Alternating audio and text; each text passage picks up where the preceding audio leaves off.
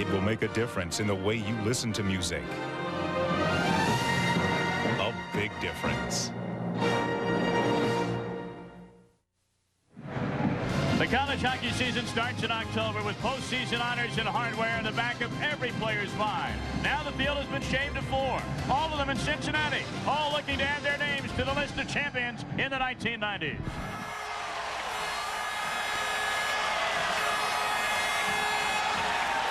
In the slot area for Beaufay. And as he scores!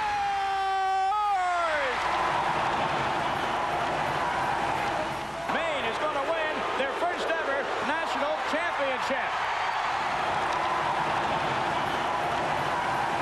But a national championship for Boston University. It's done. 5 days ago, Vermont's Catamounts laid claim to their first NCAA semifinal berth, dispatching the 90s' only two-time champion, Lake Superior State. And then, on Sunday, Colorado College staked their claim to a trip to the Final Four, beating the Riverhawks of UMass Lowell. The 5-3 win meant a date with the Catamounts today. Welcome live to Riverfront Coliseum in Cincinnati, Ohio. It's game 1 of the national semifinals. The Vermont Catamounts take on the Tigers of Colorado College. And how do these two teams get here? They both had first-round playoff byes in the regionals. Vermont vanquishing Lake Superior State. Colorado College doing the same to a game team from UMass Lowell. And a pleasant good day to you, everyone across the country. I'm Tom Bees along with Bob Norton. We're excited as always. And Bob, for Colorado College, they're excited. Ranked #1. Their coach, Don Lucia, has done a great job, especially the last 3 years. Well, he did a great job at Alaska Fairbanks before he got here, but so far he's been a superb coach. 2 of the last 3 years he's been coach of the year. 32 wins this season, the most ever for Colorado College. 3 consecutive WCHA championships. Can't do much better. And Coach Lucia has plenty of senior leadership. And chief among those leaders is Peter Geronazzo. What a player. Yeah, out of Trail, British Columbia. He's had a great year. He's a walk-on, had nowhere to go on a scholarship. He's gone on to have a 35-goal season, 90 goals in his career. 21 of his 90 goals in his career have been game winners. Geronazzo's a great player. Meanwhile, in Burlington, Vermont, I guess everybody has to learn French. I mean, how can you follow the Catamounts without talking about Perrin and Saint Louis? Well, they're a great story. You know, they started together in Laval, Quebec as mites and squirts. They both played for the Hawkesbury Hawks. They're 1 and 2 in the country in points per game. They both made first-team All-American this season together. When you look at Saint Louis, he stayed out of college a year so he could go to school with Perrin. They're 2 of the great hockey players in the country. So the Vermont Catamounts making their first ever appearance in the NCAA Division I semifinals take on the top-ranked team in the country, the Tigers of Colorado College. We'll be back with game 1 of the semifinals in a moment. Hey, baby, want to learn about college hoops, my PT peers, my diaper dandies, or argue about my top 10? Now check out ESPN Net's Sports Zone, featuring Dick Vitale's only weekly column during the season. Plus Dickie V's Hardwood Chat. There's even a one-on-one Q&A. Yeah, what about North Carolina? Hey, Dean Smith's Michelangelo, an artist at work. ESPN Net Sports Zone. It's Dickie V on the internet. Plus, if it's got a net, I'm there, baby. Even if you've had past credit problems, you deserve a second chance. Now qualifying for a Visa Classic card has never been easier. I'll be back in just a minute to tell you how you can get yours. Now, secure your credit with a Visa Classic secured credit card. If you earn at least $150 per week, are 18 years or older, have a valid Social Security number, and are not currently in bankruptcy, then you will be considered for approval. Qualifying for a Visa Classic card has never been easier. If you have a checking account, we can even take your application right over the phone. So call the number on your screen right now.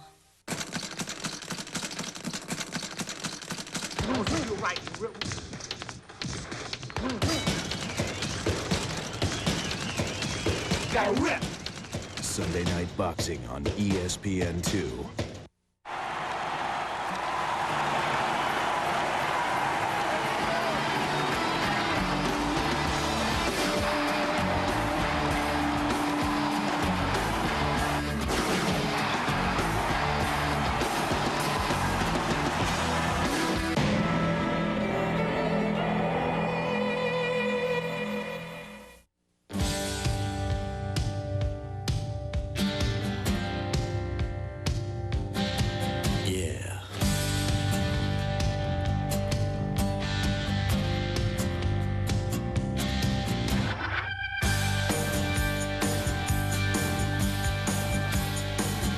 To protect your engine, remember, Pure oil now, pure oil later. Pure later.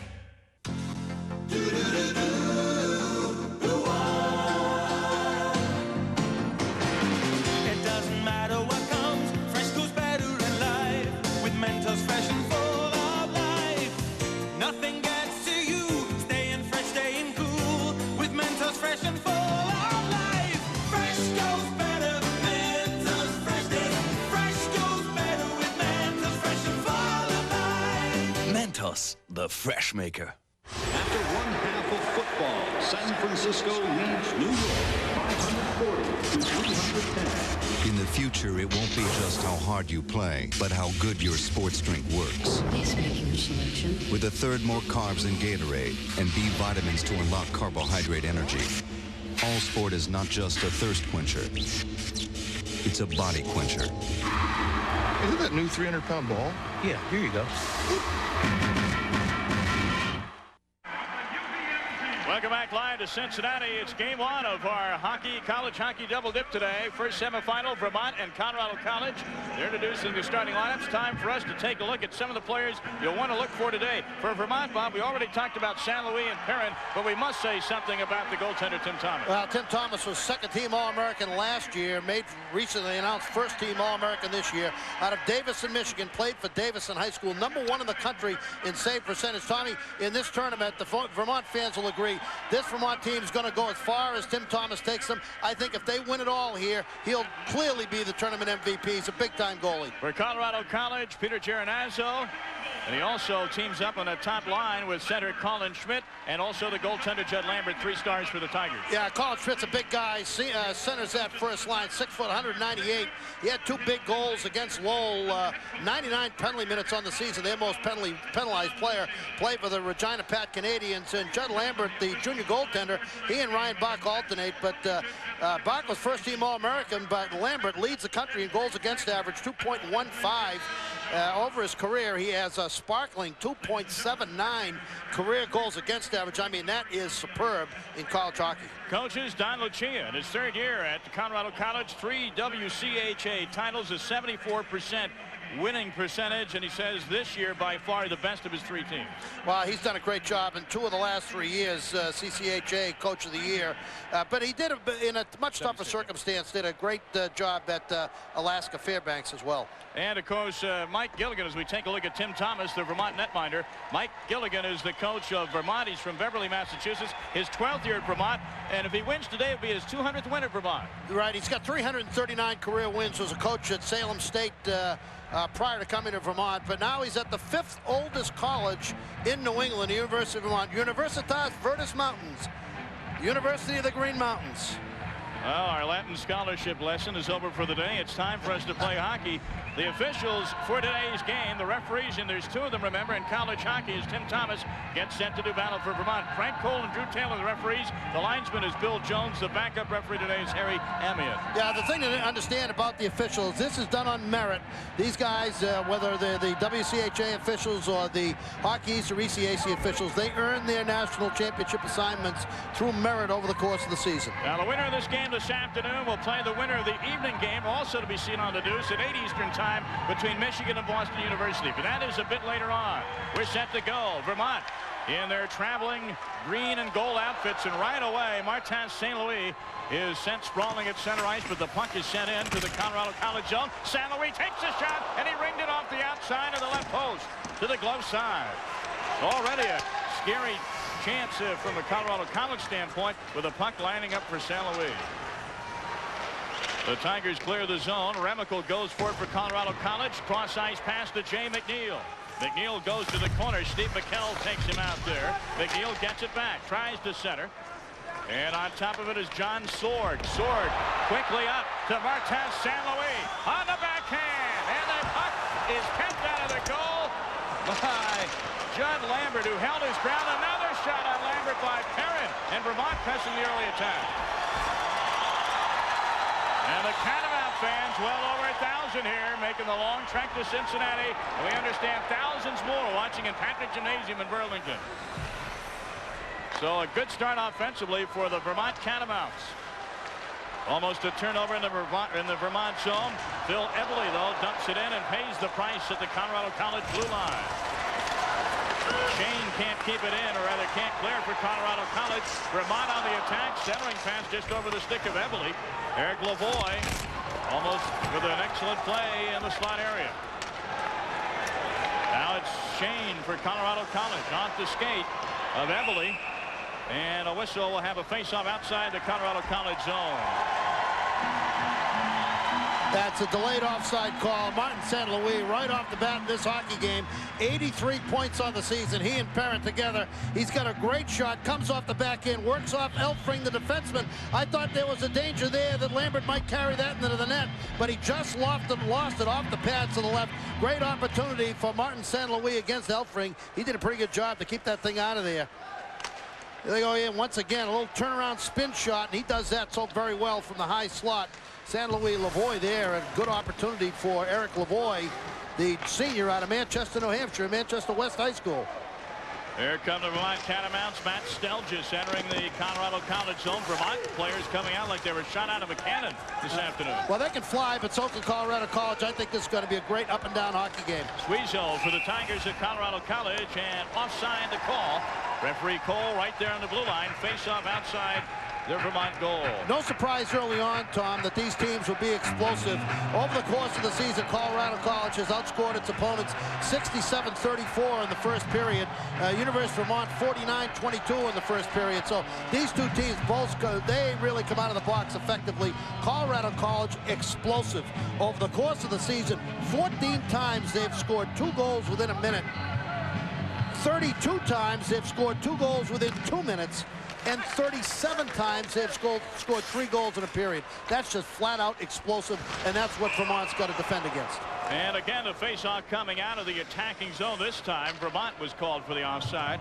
And they'll face it off just outside the Colorado College zone. You know, we have great quality in this semifinal round. 3 of the 4 teams have 30 or more victories. And Vermont, the only reason they don't is that the ECAC teams don't play as many games as the other 3 major conferences. Yeah, but one of the things that came out of the regionals, Clarkson, Cornell, and Vermont playing so well in the regionals. Cornell playing well against Lake State as well, and Clarkson giving BU all they can handle in the final. ECAC, I think, really elevated themselves in their reputation in the playoffs. Oh, ahead of the play, but a whistle. A pass a bit too far on the stick of Stuart Botker.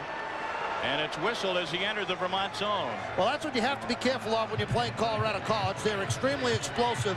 Botker gets up on the right side, 6'1", 180 out of Penticton, British Columbia.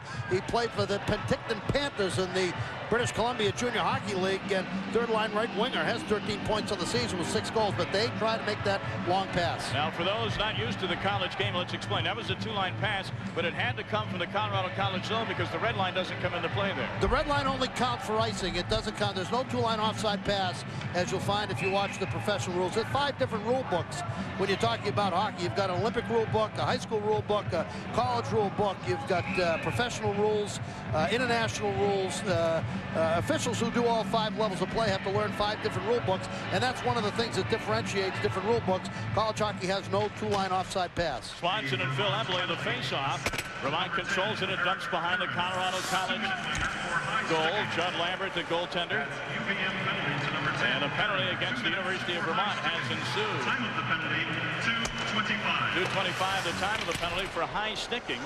And the penalty was given to Eric Perrin. So the power play for Colorado College, and McNeil sweeps at it. The puck bouncing over his stick as he had Tim Thomas going left to right. Now it's Remical. Out there with number 8, Jason Goodmanson. He's with the puck in the corner. Back to Swanson. 1 of 2 Swansons. No relations on this Colorado College team, and the Catamounts clear it. Colorado College, 84 of 254 in power play, a sparkling 33% effectiveness, 15 of 37 in the NCAA tournament. That's even better. That's over 40%. University of Vermont only gives up goals 16% of the time in shorthand. They have an excellent shorthand team, played very well man down against Lake State in the regional final. Scott Swanson with some nice work for Colorado College to keep this puck in the Vermont zone. Under a minute to go on this Tiger power play. Bryan Swanson take it out of the corner. No penalty called for there, and Steve McKell ices it legally. One of the things they did best against Lake Superior was to really stifle Lake Superior's power play. They just didn't get great puck movement. They had it a few times, but over the course of the game, they played exceptionally well man down. Travis Shane enters the Vermont zone for Colorado College. On the backhand, Tim Thomas goes down on the shot from Colin Schmidt. Vermont tries to clear, cannot. Rude with a shot, and it is deflected just over the top of the goal as Thomas swinging that stick wildly and swinging it some more as we have a little meeting in the goal crease. Well, Eric Rude, the captain of Colorado College from Inver Grove Heights, Minnesota, has an excellent opportunity from the outside. It's just a little flipper shot on the inside, but watch this one. He doesn't get much on it. Little flip shot, but very dangerous as uncovered in front. Lots of opportunities for tips. Thomas quickly just flips it over the top of the goal cage.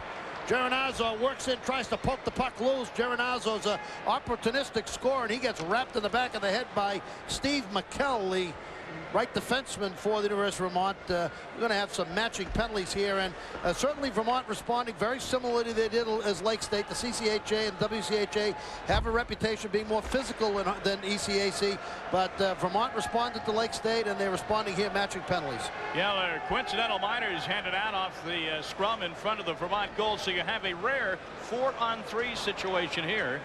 I'll make that it's a 5-on-4, excuse me. Remains 5-on-4 with the coincidental minors. Just shows you what a dangerous kind of shot that little flip shot is from the point. Rude, who was a WCHA Defensive Player of the Year, didn't get much on that, but we can see there why he has 6 power play goals on the season. Out of his 6 goals, puts the puck on the net.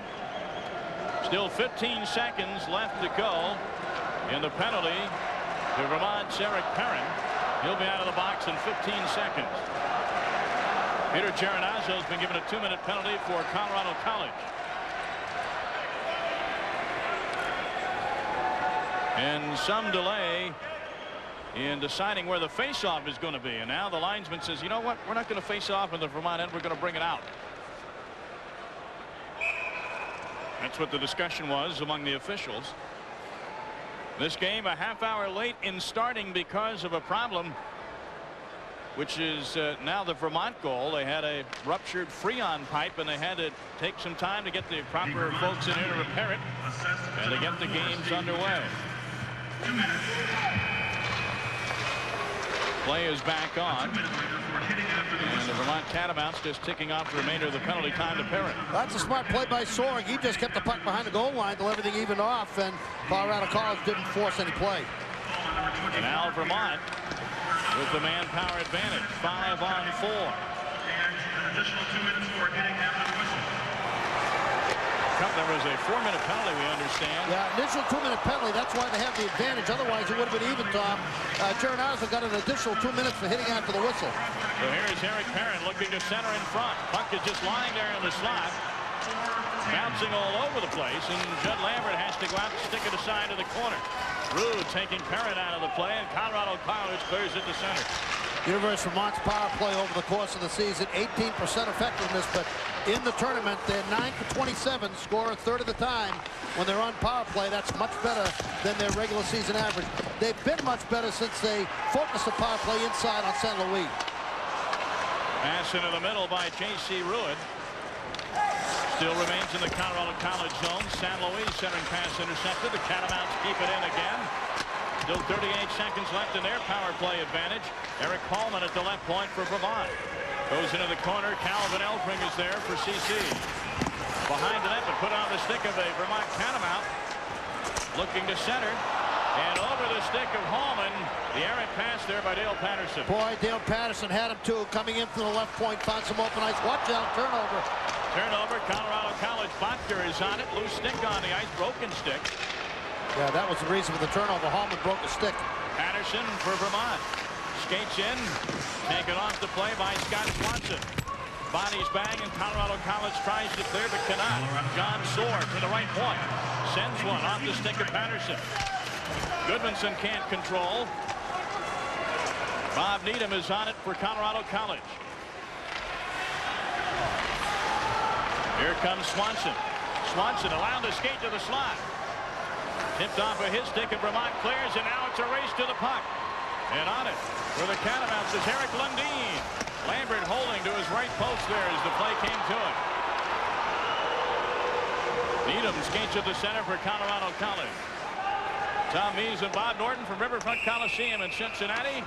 There is no score. 13-11 left to go in the first period. Semifinal game number 1. Vermont and Colorado College. Remember when brakes were this simple? Not anymore. But with wheel speed sensors, electronic wear indicators, even onboard computers, today's high-performance braking systems are more complicated than ever. Fortunately, the Midas Auto Systems experts are thoroughly trained to keep these advanced systems in top condition. They'll even guarantee new brake shoes and pads for as long as you own your car, even if it becomes a classic. Midas Auto Systems experts, what can we do for you today? Welcome back live to Riverfront Coliseum in Cincinnati. Good crowd on hand for this afternoon tilt. First semifinal game. Vermont, Colorado College. The winner plays the winner of BU and Michigan. BU, the defending national champs tonight. Well, BU's had a tremendous season, but they have not played well the last month and a half. But they have found their way here to the national semifinals, and they have a tremendous amount of talent up front. Face off to the left of Thomas in the Vermont end. No one has clear control yet. Colin Schmidt trying to set up a play. Goodmanson has it taken away by Jason Hamilton. And Hamilton skates it to center for Vermont. Tries to center, but Hamilton takes a big check from Johnson, and Johnson winds up with it. That's Paul Johnson. Gets it over to number 23, Travis Shane. Shane now behind the Vermont goal. Shane 6'2", 210 pounds. Keeps his balance out there. Referee wants the youngsters to play on. I think he's going to... Let's see, we might have a whistle for a frozen puck here. No, it does come loose. Jason Hamilton digs it out of there. Jason Hamilton comes from the state of Ohio. He's out of Englewood, Ohio. Went to Northmont High School in Clayton, Ohio. The only Ohio native in Cincinnati. Remical behind the goal. Goes to the corner. Chad Remical out of St. Paul, Minnesota, trying to center. On the stick of Scott Swanson. Swanson tries to center back to Remical. Tigers still keep it in the Catamount zone. And the puck dribbles off the stick of Chad Hartnell.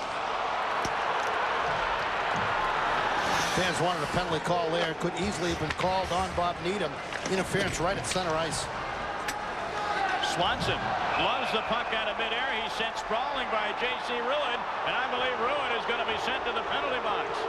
Vermont fans registering their opinions on that call by the referee. But it'll be a power play for Colorado College when we come back.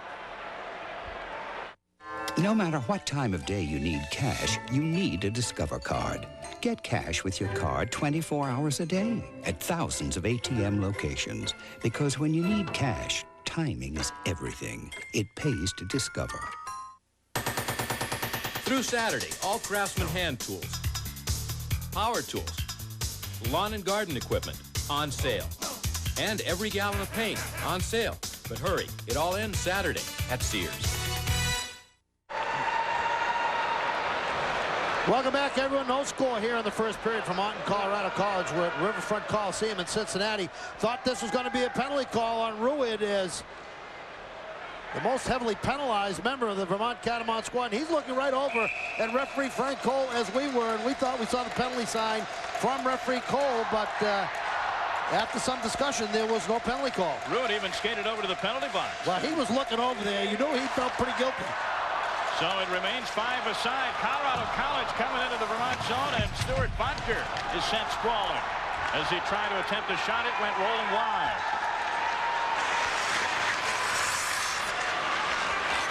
Tigers with it now, skating it to center was Bryan Swanson. Cross-eyed pass for Jason Christopherson. Heavy blow there delivered by Eric Holman, and Holman got the worst of that. He is still lying on the ice. Yeah, he did. He ran a hip check right up against the boards. Holman, the 6'2", 211-pound junior out of Eden Prairie, Minnesota, played in the United States Junior Hockey League for the St. Paul's Vulcans. Looked as if he got himself in bad position up against the sideboards there. Let's watch and see if we see what happens to him. It's hard to see from that angle, but it looks like it's his left leg as he whack thing to Jason Christopherson. Just looks like he gets his legs in bad position as he puts that check on Christopherson, and looked as if he might have taken most of the blow along the side, might have gotten the wind knocked out of him. And I think that's what happened. I think what happened is he ended up taking the body right in his chest area, and that caused him to get the wind knocked out of him along the ice. Because as you look at replay, where you can get in trouble over this, if you catch an edge or catch a leg up against the wall as the guy goes by, there's just no give. But that didn't appear as if it was what happened. Well, Eric Hallman is known as a big hitter for the Catamounts. That was the thing that Mike Gilligan told me about Hallman. He says he's our guy that's going to deliver some physical punishment. Has 10 points on the season.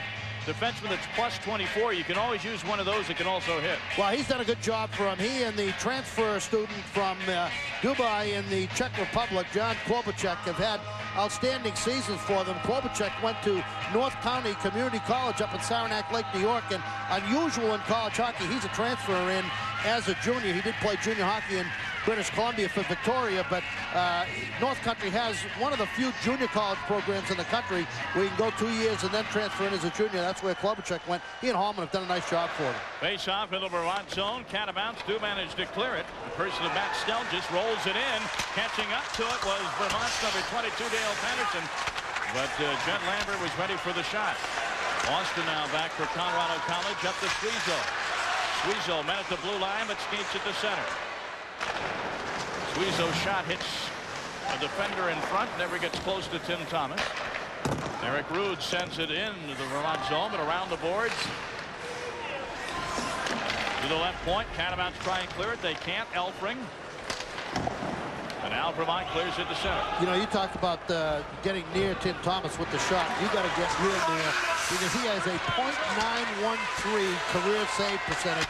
You know, that is just tremendous for a college hockey goalie who sees 30-plus shots a game.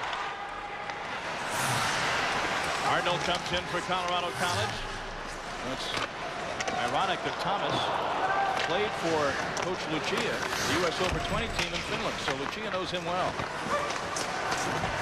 Let's see what tips he gave to his players. Swanson with a shot just inside the blue line, and Thomas goes down. He does that very well and makes the save along the ice. Still no score midway through the first period. They thought I was running away. But I was just running through the night into the light. All I could see was you. No beginning, no end. Escape. For men. Calvin Klein. Welcome back, everyone. No score in Riverfront, Colorado College in Vermont. I want you to take a look at this channel right here as you see the move from Swanson, the left defenseman, to the net. One of the good things that Vermont does against Colorado College and also did against Lake Superior, if your goalie's going to make the plays, you've got to give him a look at it, and they do a great job there on both the inside, keeping guys out of the middle. Excellent play by the Vermont defense, and when you have a .913 save percentage over the course, you got to, your career, you got to be pretty good, and your defense has got to do a good job of keeping guys away from you. Thomas, you mentioned his save percentage. He was just great in the 2-1 victory over Lake Superior State. Vermont people said that's the best game he may ever have played. He had to be great because Lake State is always great this time of year. Well, it wasn't until about the 10-minute mark of the third period that I thought Vermont took over that game. So for the first 2 periods in 10 minutes, he was spectacular. Catamounts trying to hem up the Tigers in their own zone. There's a turnover, and Judd Lambert, cool as a cucumber, on the drive from Phil Eberle. Eberle trying to screen off in front of Lambert again. Ends up on the stick of Christopherson. He's pretty good too, Lambert. And the puck played ahead by a high stick, so that'll call for a face-off. Judd Lambert in the Colorado College goal. He's from Richmond, British Columbia. He's tall, 6'1", 180. Well, here, you know, Ryan Bachner's the first-team All-American this season out of Sherwood Park, Alberta. And Judd Lambert is the starting goalie in tonight's semifinal goal as they have rotated all through the season. #1 in the country in goals against average. And he saw just a ton of shots as a junior. He played for Orland Kurtenbach and the Chilliwack Chiefs in the British Columbia Junior Hockey League. Averaged 43 shots a game, Tommy. So he's used to seeing a puck. He played for Kurtenbach. You know he's tough too, right? Chilliwack Chiefs. Another one of those great names. The Chilliwack Chiefs. Well, we trust all those Chief fans with the dish. Or British Columbia Junior Hockey League. Great program. Lots of guys playing college hockey. Here comes Vermont skating into the zone. Number 22, Dale Patterson. Colorado College now trying to clear it, and they do so. And the play whistled on the blue line for an offside, and we'll have a face-off outside the Vermont zone. You know, you talk about great names in junior programs. Geronazzo plays for one of the all-time great junior hockey names. He's from Trail, British Columbia, and he plays for the Trail Junior Smoke Eaters. There's Geronazzo, the Trail. You got McNeil from the Powell River Paper Kings, and Geronazzo, the Trail Junior Smoke Eaters. Man, don't get any better than that. Geronazzo, one of the 10 finalists for the Hobie Baker Award, pure goal scorer. His dad and he wrote 20 letters to various colleges to give him a chance to walk on. Colorado College gave him a chance. He ends up a senior season with 35 goals, first-team All-American. Leads the country in goals scored and power play goals. What a story that is. So much for a guy who supposedly can't skate. Sometimes the experts are wrong, you know. Well, they don't measure heart with a lot of that stuff. Vermont skates into the Colorado College zone. Eric Lundin is taken down. He wanted a penalty, won't get one. Back for the Tigers is Chad Hartnell. Hartnell has it taken off of his stick in the corner. Calvin Elfring gathers it in off the boards, but not out. Lundin is on it for Vermont. Lundin trying to get around Rude and McNeil. Picked up there by Vermont's V.K. Kilborn, still in the Colorado College zone.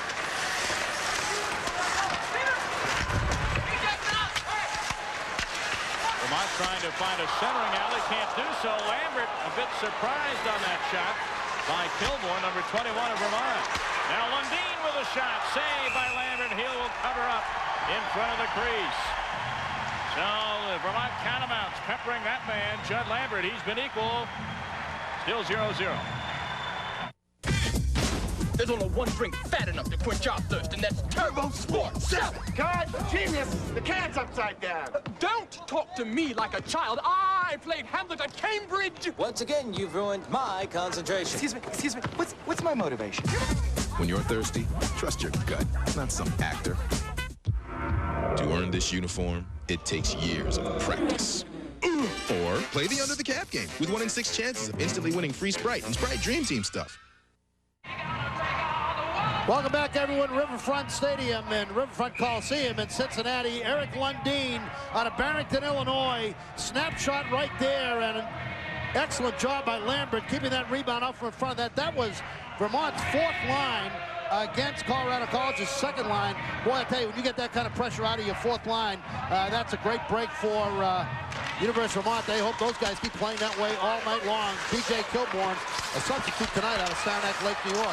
Martin St. Louis got one shot away on the slot, hit traffic in front, trying to control the rebound and get another shot away, but Colorado College takes it away. And up at center is Swanson. Swanson dumps into the corner. That's Scott Swanson, a freshman out of Cottage Grove, Minnesota. Vermont back on it. Martin St. Louis out of Laval, Quebec, too far ahead for his line mate J.C. Ruud.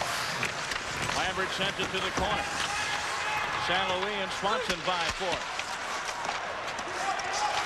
Now it's J.C. Ruud back to the point. Ripping a shot out there with Simon Tremblay of Vermont. Lying loose in the slot. Botker is on it for Colorado College. Perrin couldn't quite get to it. And Botker will toss in for a line change. Travis Shane skates into the Vermont end. He's got Colin Schmidt near the goal now. On a stick of Geronazzo, and Thomas slides across to keep it scoreless. There you saw some of the brilliance of Tim Thomas. Geronazzo, the #1 goal scorer in the country, right on the doorstep, and Thomas stones it. Well, the thing that gives Thomas a little break right here is when Geronazzo gets that puck right in front, he's a little tight. He doesn't have a lot of room to find a spot to shoot it, and Thomas is able to get out and really smother the shot and turn Geronazzo away. Certainly the best opportunity of the night so far for Geronazzo, the senior out of Trail, British Columbia. Tim Thomas equal to it. But as I said, Tom, he got a little bit of a hand there because you had a situation where Geronazzo got the pass right at the top of the crease. Had no time to really pick a corner. Play is back on. Puck dribbling into the Vermont end. Steve McKell sends it cross ice. Ruud doing some nice work for Colorado College. Comes back into the Vermont end. Lovacek is on it momentarily. And at center, here come the Catamounts into the Colorado College zone. Lambert hangs in there. Got taken by Matt Johnson of Vermont. Now Phil Everly dumps in. Boy, Lambert looks extremely confident, too. This could end up being a real goalie show by the end of the night because Lambert looks very much on his game. Eric Rude gets it up quickly. Paul Johnson, who dumps all the way into the Vermont end, and that is icing, and we'll have a face-off back in the Colorado College zone. A reminder on ESPN2, Sunday at 9:30 Eastern Time, it's boxing action from Sullivan Gym in Portland, Maine, a city that Bob Norton knows well. Joey Gamache, 43-2-0 with 28 knockouts, takes on Rocky Martinez, 21-0. That's Sunday night at 9:30 Eastern Time, Sunday night boxing on ESPN2. They still let you in Portland, Maine? They sure do. One of the great cities on the Eastern Seaboard. They have a pretty good American Hockey League. Excellent. We had a chance to do quite a few of those games up in Portland. They've had great Portland teams for a while. The Maine Mariners and now the Portland Pirates. Washington Capitals outfit. Had a chance to watch Jim Carey play his first year as a pro up there. Doing all right now. What did he get, his 8th shutout the other night? Yeah, it's outrageous. Outrageous. Out of Catholic Memorial High School in Boston, Massachusetts. Yeah, it's the first commercial for Catholic Memorial today. Many more to come. Here comes Colorado College into the Vermont end. Chad Hartnell into the corner to the left of Tim Thomas. Comes back to Scott Swanson at center ice. He backhands into the Vermont zone. Still a tussle behind Thomas. We could have a couple of minor penalties here. For Colorado College had Chad Hartnell. And for Vermont, it appeared to be number 26, Matt Johnson, going on. Yeah, I think that's who it is. That each one of them thinks the other guy ought to go. But the Navrat, I'm sorry, Navrat for Vermont. Referee Frank Cole is going to send them both off. It'll probably be a holding call. Pavel Navrat, one of 2 Czechoslovakians on the team. Klobuchar, the other. He's a junior from Prague. He prepped in the United States, played prep school hockey at Westminster School. That's Navrat. And we saw Chad Hartnell just before that, junior out of Lloydminster, Alberta. That played for the Lloydminster Blazers in the Alberta Junior Hockey League. Well, they have to get a more colorful nickname than the Blazers. That won't do. It's that nice year Hartnell's had for them. He has 10 goals on the season. Mike Gilligan, his 12th year at Vermont. Gilly's done a great job. You know, he started his career at Salem State and did an excellent job at Salem State, the old Division II programs, and then went to the University of Vermont and has really picked up their program. They were a bit in the doldrum. Jimmy Cross did a marvelous job starting them off on the move from the old Division II to Division I, and then they had a bit of a slump, but Mike Gilligan has picked them right back up again. Plays on at center ice. Coincidental minor penalties. You have a 4-on-4 situation here for the next 1 minute and 43 seconds. You know, at UVM, Tom, they have a 15 to 20-year wait for season tickets. Wow. Eric Perrin backhands into the slot. And it's cleared out of there by Stuart Blackford, Colorado College. I saw a game about, maybe 15 years ago at UVM. Had a kid named Craig Holland. There's an All-American. There's Eric Perrin. San Luis and Perrin broke or come close to breaking all of Holland's records. Well, they just broke, both guys scored 83 points. They broke Timmy O'Connell's record for points in a season that had been a record since 1975. Now, it's over 20 years that had been a record for points in a season, 82. And Perrin and St. Louis broke it the same night against Lake State in the regional final. Puck in behind the Tiger goal, and Scott Swanson on it. Waiting for the play to develop. 48 seconds left to go in the 4-on-4 situation. Both of these teams very quick on 4-on-4.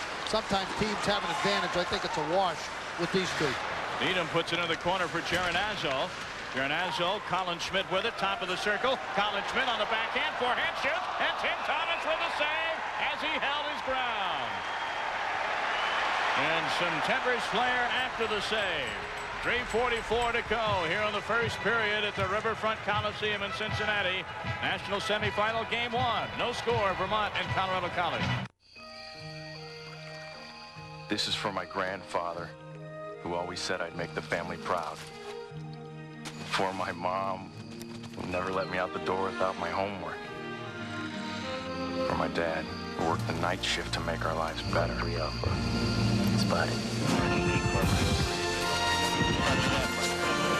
For myself. For my future.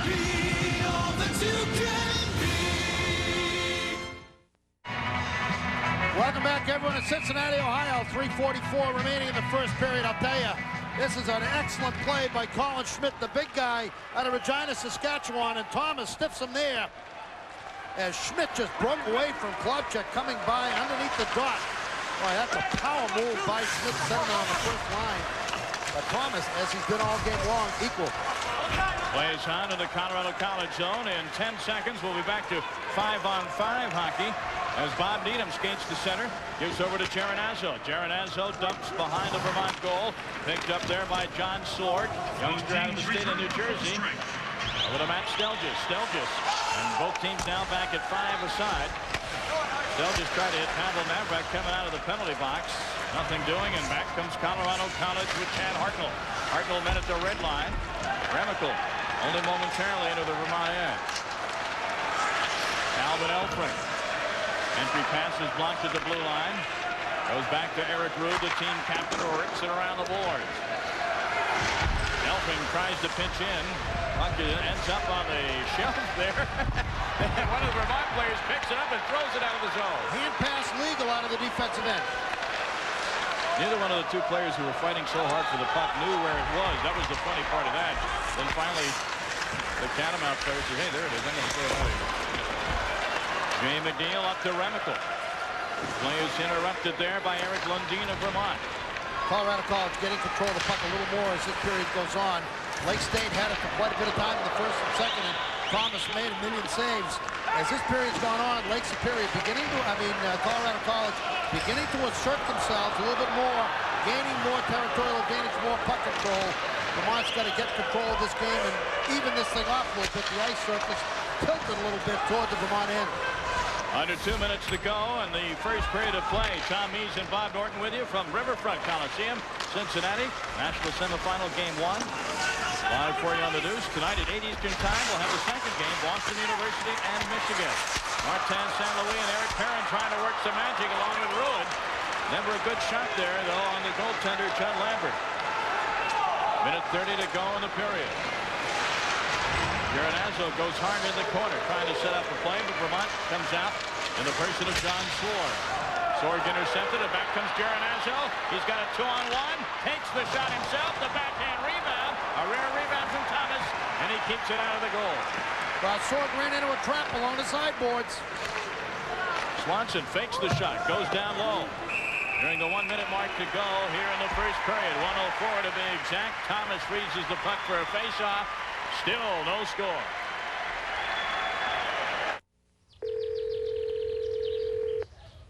Hi, we're not home right now.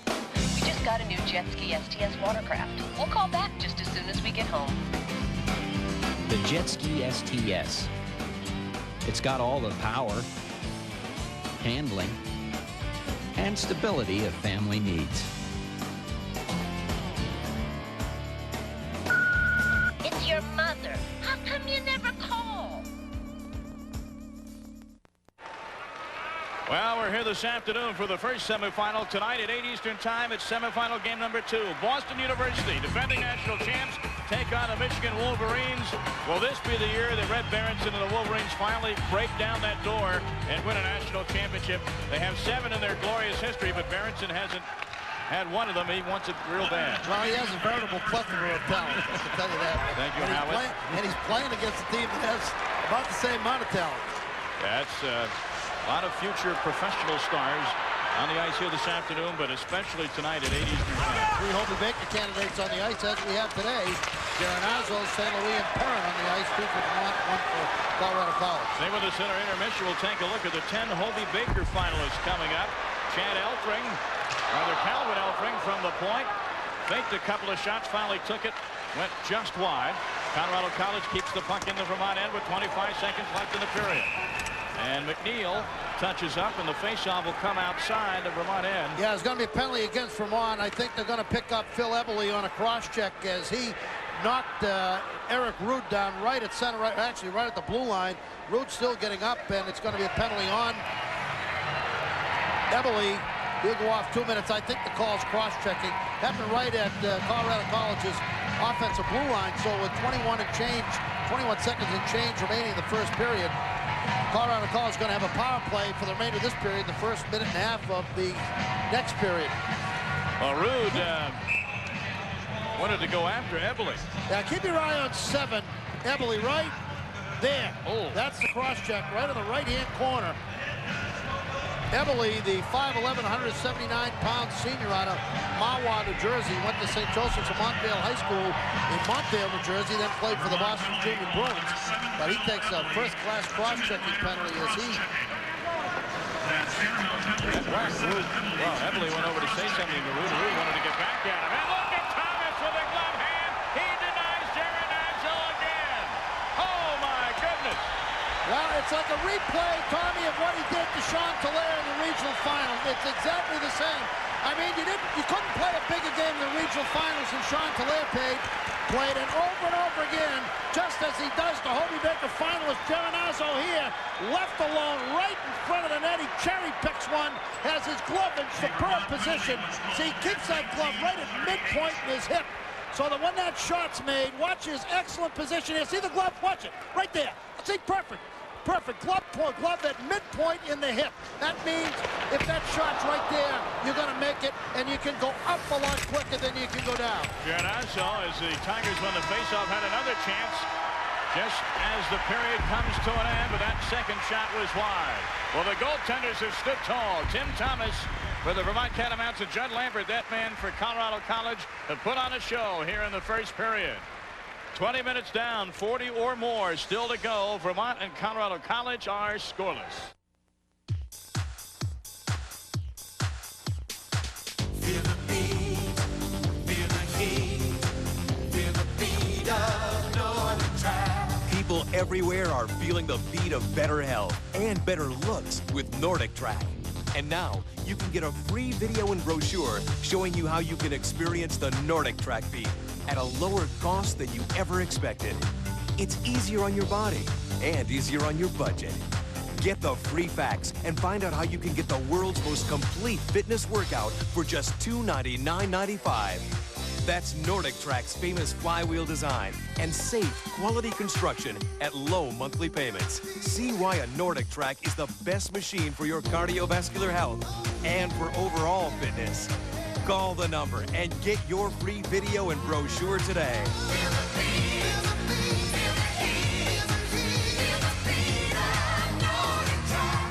A new set of academic standards for freshmen is now in effect. To practice, play, and receive an athletic scholarship, freshmen will need a minimum grade point average in at least 13 core courses in high school and a corresponding minimum score on the ACT or SAT. Ask your coach or guidance counselor about these new requirements. Prepare yourself now. It's never too early to hit the books. This message provided by the NCAA. Hey, what's up, Chad? Hey, what's up, man? Watch the curve. Yeah, I was driving like my grandmother. Yeah, you drink like mine. Just give me a break, man. Watch it. The idea is to keep the car on the road. Yeah, how about give me another drink? Yeah, right. I think you've had enough. I think you got it. Give me the wheel. Yeah, hold on, man. I got it, man. Yo, man, just chill out, man. Yeah, man. Let me tell you about giving them out, man.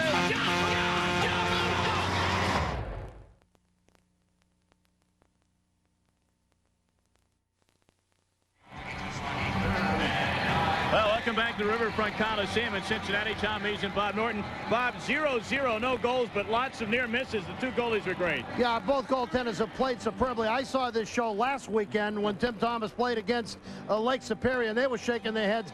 Seeing that Germinazzo shaking his head right at the end of the period, that epitomized what Sean Tolaire did last week, because he got stoned a couple of times. But both goaltenders have played exceptionally well. I think these teams match up very evenly, although Colorado College, I thought, began to take over play last 5 or 6 minutes of the first period. These two teams are here for a reason. They got tons of talent. Both teams have at least one Hobie Baker finalist. The Hobie Baker Award, known as the Heisman Trophy of college hockey. Let's take a look now at the 10 finalists for the Hobie Baker Memorial Award, which will be awarded this weekend in Cincinnati. Lake Superior State senior defenseman Keith Aldridge helped the Lakers snag the 95-96 CCHA regular season title. Minnesota's Bryan Swanson is a repeat candidate for the Hobie. The senior center helped the Gophers to hockey's Final 8, winning WCHA Player of the Year honors as well. Sophomore defenseman Mike Crowley joins Biden as one of 2 Gophers nominated. Like his teammate, he is a first-team All-WCHA performer. Boston University's Chris Drury joins Crowley as one of 2 underclassmen in the elite field of 10. His leadership as a sophomore is critical to the Terriers' success. Colorado College's Peter Geronazzo is only the 2nd Tiger to be nominated for the Hobey Baker. His 18 power play goals are the most in Division I. Michigan junior Brendan Morrison is seeking to become the first Wolverine to win the Hobey. Despite missing 7 games, he amassed 69 points this season. St. Lawrence's senior winger Bert Murphy finished this season 4th in the NCAA in average goals per game. Jay Pandolfo is Boston University's captain. The senior winger is among the NCAA leaders in both power play and shorthanded goals. Eric Perrin helped lead Vermont to their first ever ECAC regular season title. The junior center was named Conference Player of the Year. Perrin is joined by Martin St. Louis, the junior right winger, a repeat candidate for the Hobey. His 2.45 points per game, 2nd in the nation. There you have a look at the 10 finalists for the Hobey Baker winner. Who was Hobey Baker? Well, as you can see by our graphic, he was a Princeton man, Bob. Yes, he was. And, you know, he was really the definition of all-American boy. Killed after the war in an accident, a hero flyer during the war. He also played his prep school hockey, prep hockey, at one of the birthplaces of hockey in the United States, St. Paul's School, outdoor rink on a big pond at St. Paul's in Concord, New Hampshire. But when you talk about hockey in the United States and you talk about the prep schools, at one of the places it began along in the Mills, a big jump from the prep schools to the Mills, but St. Paul's School, one of the birthplaces of prep hockey in this country. And the Hobey Baker Award winner will be announced this weekend in Cincinnati, and we hope to know that along with the rest of the country before the national championship game on Saturday afternoon. 1 period in the books here at Cincinnati. A very entertaining period of hockey. Vermont and Colorado College still scoreless. Only the Sears Auto Center is filled to capacity with these top brand tires. And through Saturday, they're all on sale. All sizes for all vehicles at guaranteed unbeatable prices. Only at our garage, the Sears Auto Center.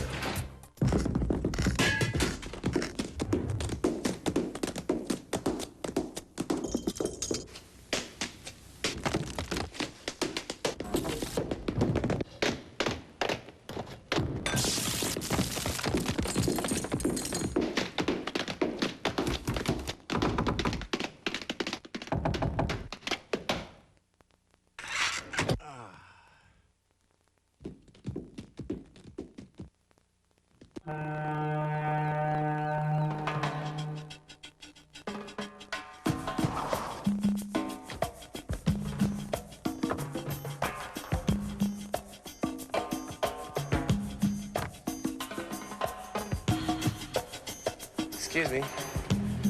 Where you drop this back there? Where? In Nebraska.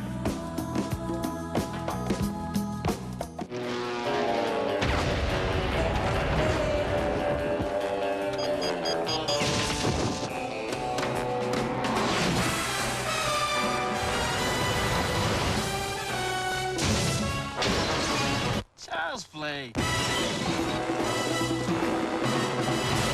Whoa. Shaken, not stirred. Nothing's more intense than slamming a dude. Through Saturday, all Craftsman hand tools, power tools, lawn and garden equipment on sale. And every gallon of paint on sale. But hurry, it all ends Saturday at Sears. For the first time in the 100-year history of college hockey, the national collegiate champions from Divisions 1, 2, and 3 will be presented with a championship trophy sponsored by 1XL. Created in conjunction with the American Hockey Coaches Association, this trophy honors all the past champions as well, listing all the winners since 1948. And that, of course, along with the NCAA trophy, what they're competing for this weekend in Cincinnati. Big pat in the back goes to Joey Battaglia, the executive director of the American Hockey Coach Association and one of the pushers behind that championship trophy. Let's take a look at the stats now through the first 20 minutes of play, and you can see the goose eggs. That tells you how well the goaltenders are playing. Really nothing to choose from special teams. What do you see from those stats, Bob? Well, I'd say that Colorado College is starting off winning too many faceoffs from Vermont's perspective. They have a +4 on faceoffs. Each one of those is a possession, and I thought they started to dominate possession possession in that latter stages of the first period. That's something that Vermont's going to have to address. They did much better in that area as the game went on against Lake State in the third period, but they can't let Colorado College dominate faceoffs +4 like that. And remember, the Tigers at Colorado College will be on the power play to start the second period of play. We'll take a look at some of these scintillating highlights from the first 20 minutes of action when we come back to the Queen City in a moment.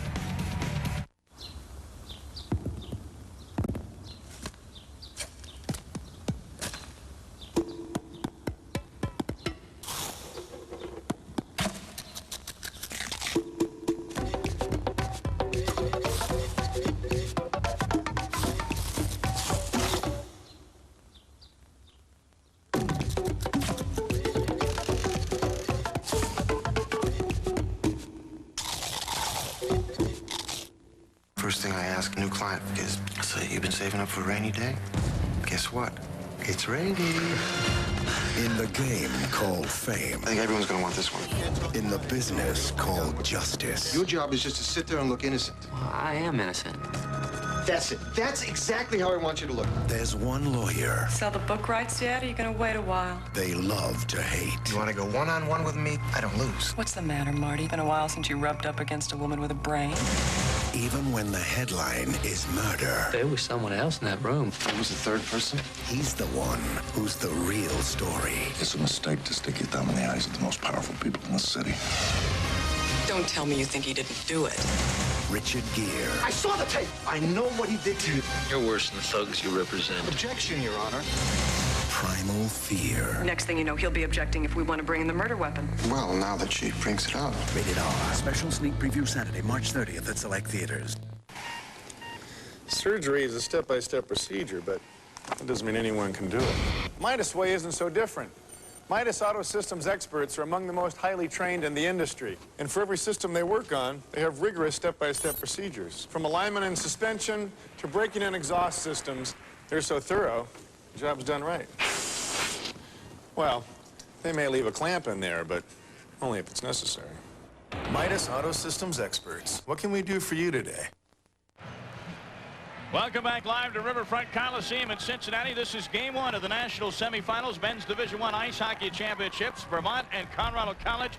No score. I'm Tom Mees with Bob Norton, and Bob, the goaltender, stole the show in the first period. Well, Lambert for Colorado College, excellent in the period, and Tim Thomas, particularly right at the end of the period, just spectacular. But you see, he doesn't look spectacular. He gets his feed from Schmidt, does Geronazo. Now watch, right here.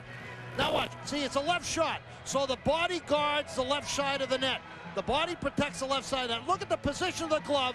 The glove ready to cherry pick on the right side of the net. Excellent position. Doesn't look like a fantastic save. He's in superb spot.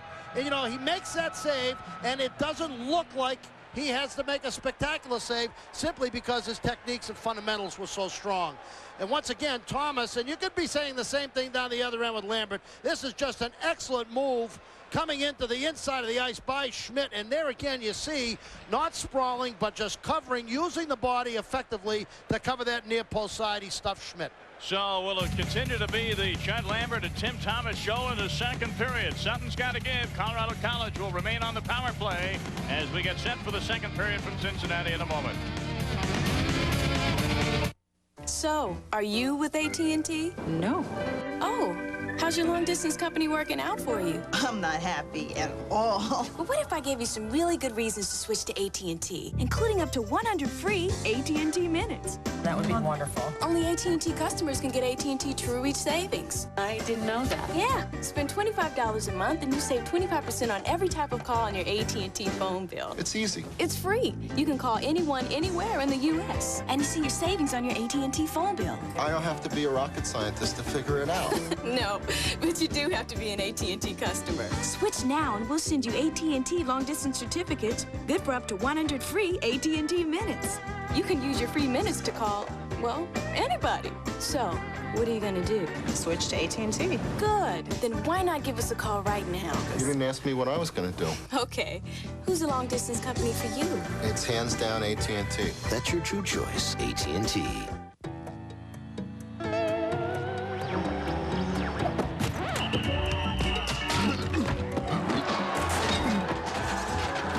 NPSL, indoor soccer. It turns your living room into a rec room. The Vermont Catamounts and the Tigers at Colorado College warming up those legs for the second period. Vermont started off fast in this game. The duo of Eric Perrin and Martin St. Louis had some good early chances. And, of course, they've been known to bury the puck a time or two against great competition. I guess so. 83 points this season between them. They both hold the matching record now for most points in a season by a Vermont player. They play plenty of time. That's 6.5 minutes out of a 20-minute period.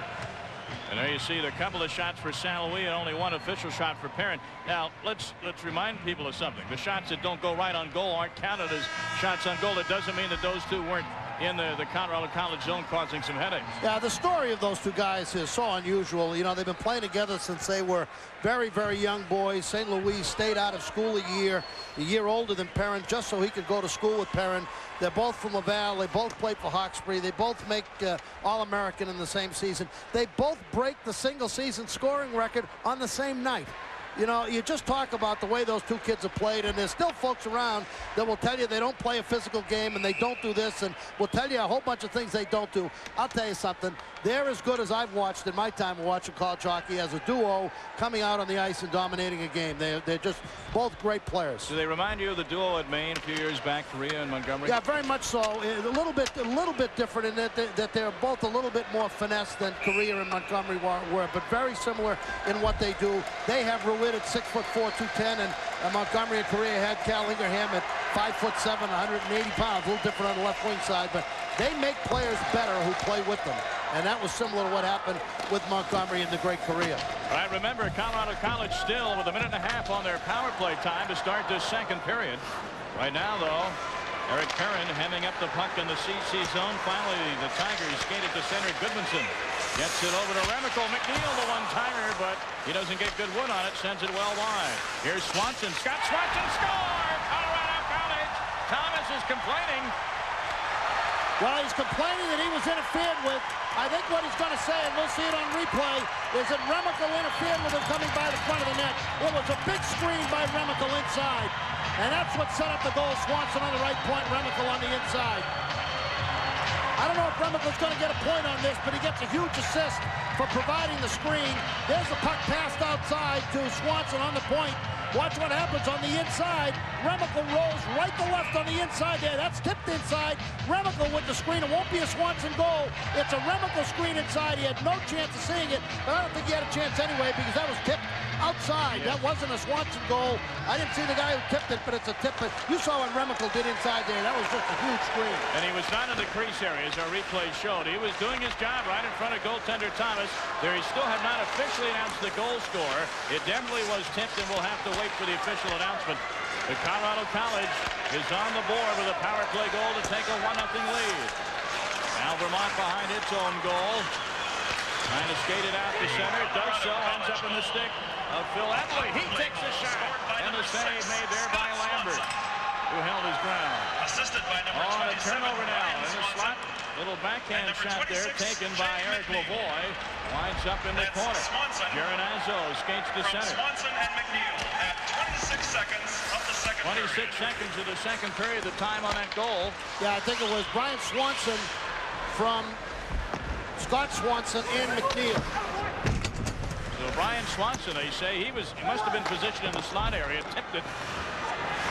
And then the traffic in front, Tim Thomas, you can't stop what you can't see. Vermont now pressing the attack in the Colorado College zone. And the Tigers are able to clear it. Swanson sends it ahead for Bontker. Bontker can't control. And the Catamounts skated to center. Dale Patterson taken down. Penalty going to come up to Colorado College. And the Vermont Catamounts will be sent on a power play. And that is Swanson, number 27 for Colorado College. Bryan Swanson, the freshman out of Eagle River, Alaska. WCHA Rookie of the Year is Bryan Swanson. What a season he's had. Puts a hook here on Patterson right at center ice, going to go off 2 minutes. But Swanson, a freshman, 5'10", 175 pounds. 35 points in his last 19 games. Man. So a chance for the man advantage for the Vermont Catamounts. St. Louis skates it into the Colorado College end. Comes out to the point. Shot there is taken. 2 minutes for hooking. By Klobuchar. 1:46. Colorado College ends up clearing it. Klobuchar back in his own end. Martin St. Louis, the team captain, skates in. He's got Perrin trailing the play. St. Louis gets around his man, but it's poke checked away. Klobuchar, though, top of the circle. His shot hits the traffic in front. Oh, and Perrin nearly set up St. Louis for a tip-in the crease area. Puck through traffic, the shot by Steve McKell. And I believe that the goaltender, Lambert, got a piece of that. He did. He just deflected that from sideboards. Here's Eric Perrin. He's onside, but has it taken away by Colorado College. Chad Hartnell. The Colorado College goal. Bryan Swanson is 26th, 10th on power play from Scott Swanson and Jay McNeil. Chad Remickle doesn't go on the wall, but boy, I tell you, what a helper he had. 56 seconds left in this Vermont power play. McKell leaves it for St. Louis. Centers in front. Eric Perrin picks it up, got some room, takes the shot. It's Ruud in front of the crease area and bounds behind the goal. And the Tigers clear. John Klobuchar with it now for Vermont. 1-0 Colorado College. Winner advances to the title game Saturday afternoon at 1 on ESPN. Second semifinal tonight. BU and Michigan. Don't miss that at 8 Eastern time. Vermont still with 19 seconds of power play time. Sending it through the crease area was Matt Stelgis. And a whistle now with 13 seconds to go on the penalty to Colorado College. Yeah, once you get beyond that first power play group of Vermont's, there's a drop-off. Johnson has 5 power play goals. Stelgis has 1. Everly has 1, and Patterson has 3. But most of the power on the power play goal is the first group. Ruud with 12, Perrin with 7, and St. Louis with 6. So when you get beyond them, as they are now with second power play group, Vermont not quite as dangerous. 16:27 remaining in the second period. Goal scored by Bryan Swanson at 26 seconds of the second period power play goal to give Colorado College a 1-0 lead. And that man, Scott Swanson, got an assist. It was his shot from the point. Changed direction a few times in front of Tim Thomas. Vermont keeps it in the Colorado College end, but now Swanson will skate it out with 3 seconds to go in the penalty. The Tigers kill it off as Remickle threatens a Vermont goal. A back pass hitting the post. Oh my goodness, he had a lot of net to shoot at. Chad Hartnell rings it off the post. And back the other way comes Vermont. Here is Stelgis. Fakes the shot. Gets some room, shoots, and he's wide of the stick side. A rebound, and Lambert is there for it. Wow. Patterson was there on the rebound. End-to-end action. Travis Shane skates in for Colorado College. Shane goes hard into the boards. He wasn't tripped. He just lost his balance. Bill Embley behind his own goal. Vermont trying to clear it and does so. Swanson dumps back in for the Tigers. 15.5 to go in the second period. 1-0 Colorado College. Eric Lavoie tries to race on the puck for Vermont. He's shaded off by Captain Ruud. Now Geronazzo pokes it up to center. Christopherson back pass intercepted there by Vermont's Jason Hamilton. Geronazzo takes it away from Hamilton. And back and forth we go. Loose puck in the slot. Thomas has to poke check it away from the onrushing Colin Schmidt. And Thomas is going to get a penalty. Colin Schmidt was coming in. It may be dual minors. We'll have to see. Some sticks were getting high. We'll have the particulars for you when we come back to Cincinnati. This is more like it. Soon I'll be far away from anyone who's ever even heard of 10 cents a minute from Sprint. 10 cents a minute? 1 thin dime. A dime a minute is a wonderful deal. And it's good forever. It's as simple as that. Simple as that. Simple as that. To think. After all my work, I'll be remembered as the dime lady. But I'm not going to think about that. That's why I'm taking this little trip to Hawaii.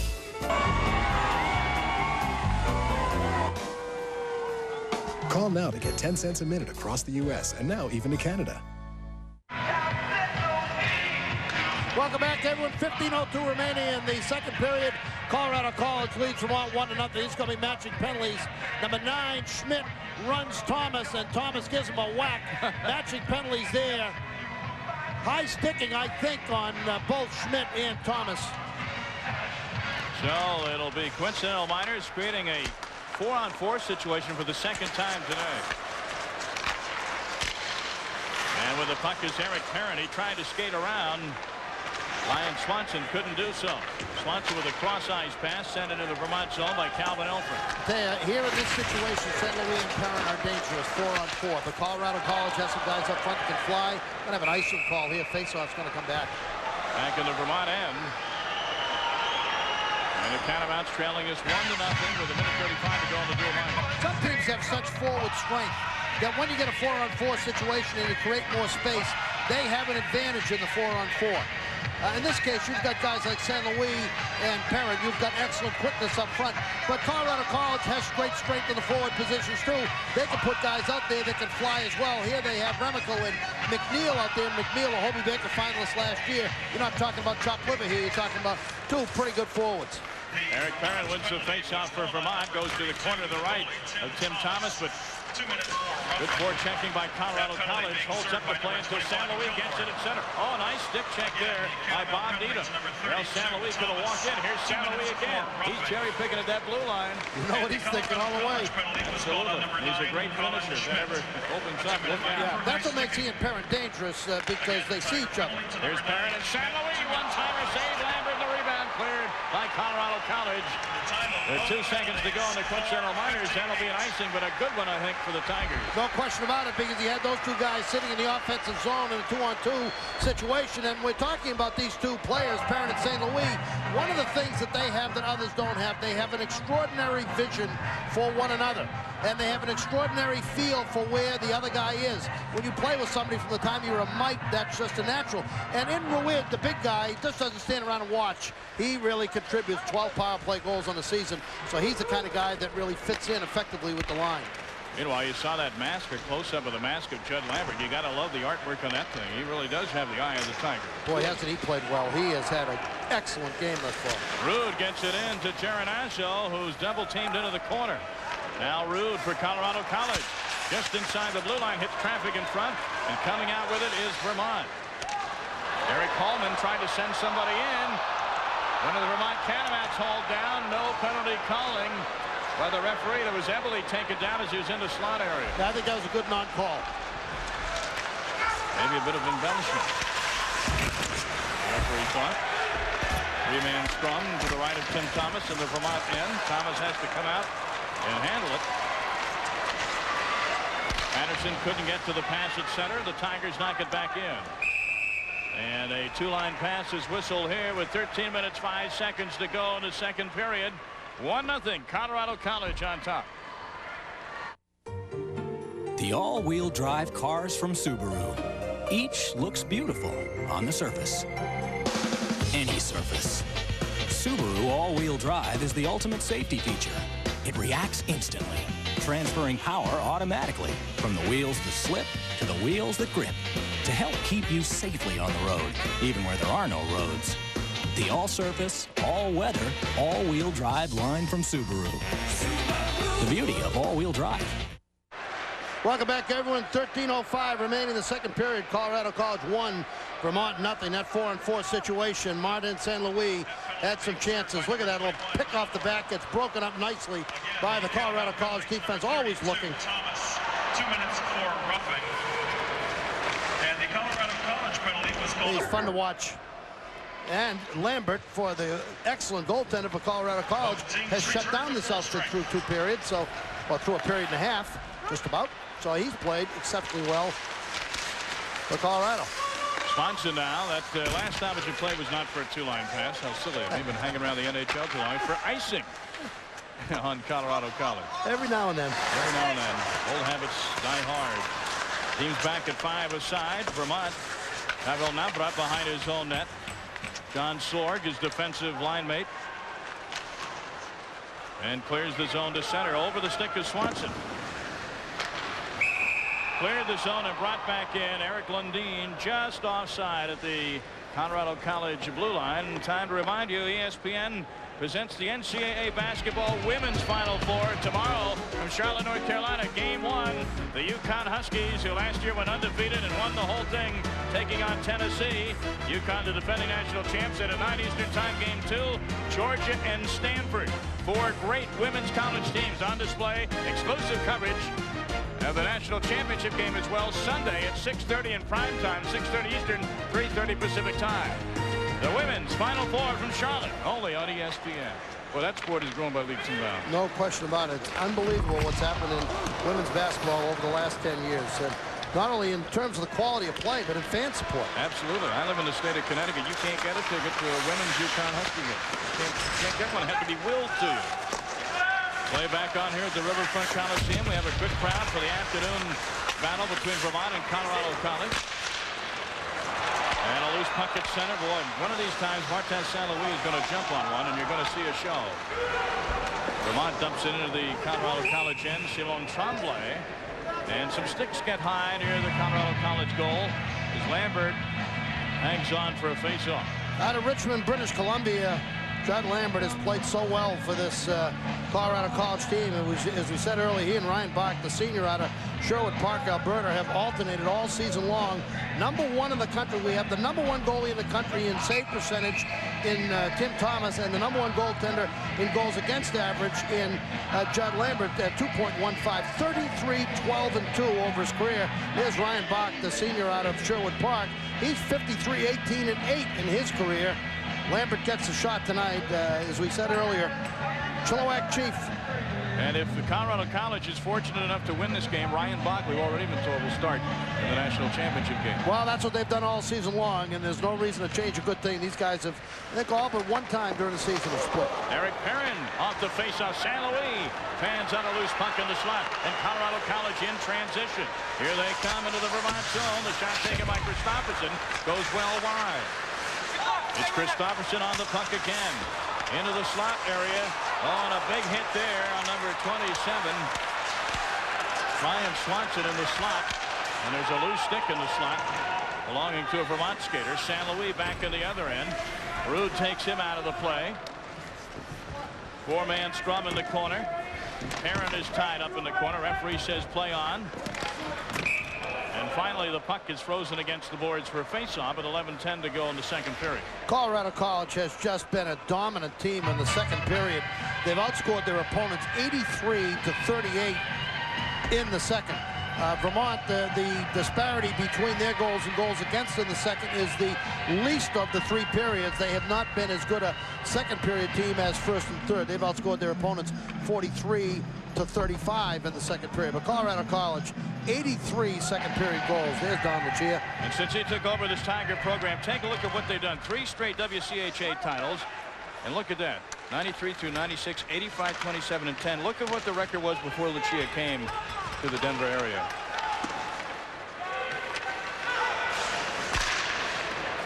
Now Geronazzo for Colorado College backhands into the Vermont end. Taken down from behind for Vermont is Eric Coleman. No penalty called for there. Loose puck at center. Rude is on it for Colorado College. Elfring dumps it into the Vermont end. 1-0. The Tigers from Colorado is Stewart, rather Colin Schmidt. Colin Schmidt right there on Thomas, and Thomas got his big goal stick in the way to break up that play. Colin Schmidt left alone on the doorstep. Rude too far ahead for Geronazzo. Vermont clears the zone. Loose puck at center. Linesman or referee trying to get out of the way. And one of the linesmen says the play is offside as Colorado College enters the Vermont zone. 10:08 to go in the second period. National semifinal game 1. Do you see a subliminal message in these ice cubes? Do you see a beautiful naked woman smiling seductively at you? If you do, you probably just need a girlfriend.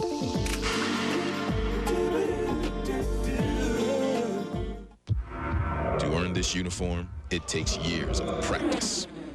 Or play the under the cap game with 1 in 6 chances of instantly winning free Sprite and Sprite Dream Team stuff. Well, that line for Vermont of J.C. Ruud, Eric Perrin, and Martin St. Louis. We don't want to say that the Catamounts are top-heavy, Bob, but that line carries the load. No question about it. And you see why. The list just goes on and on of what the first line has done. They've got pretty good players. They're not the only team that has a stronger first line than anybody else around, but this team is the top-scoring line in the country. 57% of the points, the total points for the Vermont Catamounts, come from that top line. Here comes Colorado College now, barreling in at John Austin. Taken to the corner there by Sorg. And Sorg and Austin battle after the play. Here's the shot from the slot area by Swanson. Goes wide. He bats it, rather. Goodmanson went wide. Batted at it, and Vermont finally is able to clear it. And this will be icing. And the faceoff, I believe, will come back in the Vermont end. Yeah, I think it's a nice call. Vermont's doing a better job tonight than they did last week against Lake State. Against Lake State in the first period, their own defense, they were going to have a penalty against Colorado College. Suizo's going off. Looked like 2 minutes for interference. But last week against Lake State, they had a lot of trouble. Did Vermont's defense slashing penalty, not interference. Vermont had a lot of problems handling Lake Superior in the defensive end. Lost a lot of battles against the boards and really did not do a real good job of defending. Left most of the game over the first two to Thomas. Tonight they're doing a much more effective job of keeping Colorado College's forwards away from the front of the net. The man away from the puck is being better guarded than he was last week, and that's helped them thus far.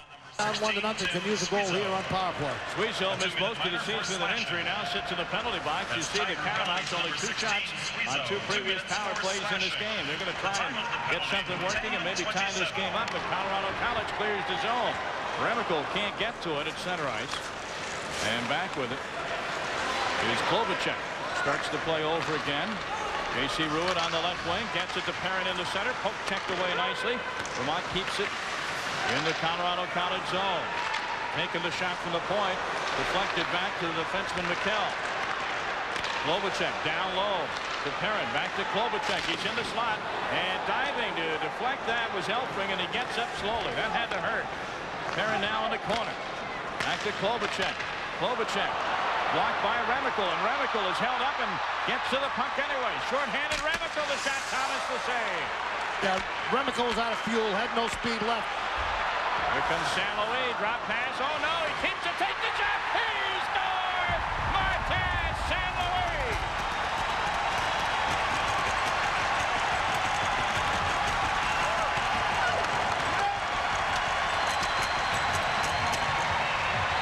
Martin San Luis, one of the great moves you'll see, Bob Norton. Faked the back pass to Perrin and faked everybody out.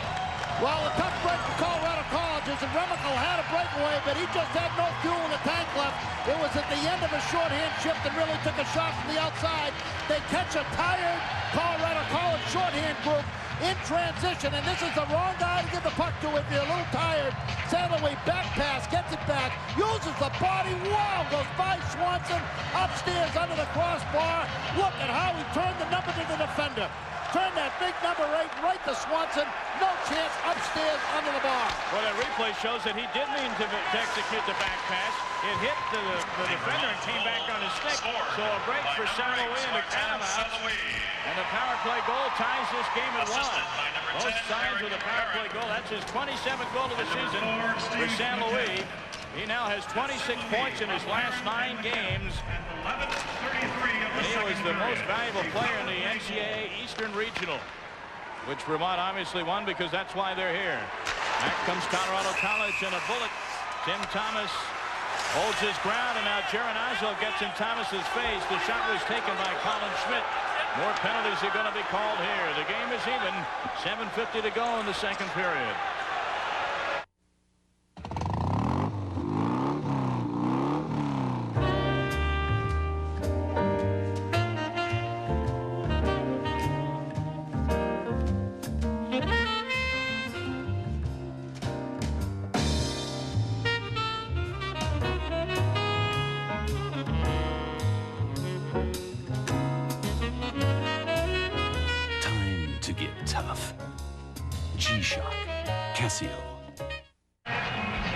Welcome back, everyone. Tie score, Vermont and Colorado College tied at 1. 7:50 remaining in the second period. This matchup between San Luis and Swanson, I'll tell you, San Luis just made a great individual play against Swanson. Tries to make a back pass to Perrin. It gets it back again off the skate of Swanson, but it's how he turns his back, goes to the net, top of the crease and upstairs. Just a beautiful play. Perrin will get an assist. McNeil will get an assist. McDowell, rather, will get an assist at 11:33. Meanwhile, play back on 4-on-4 hockey. Coincidental minor penalties.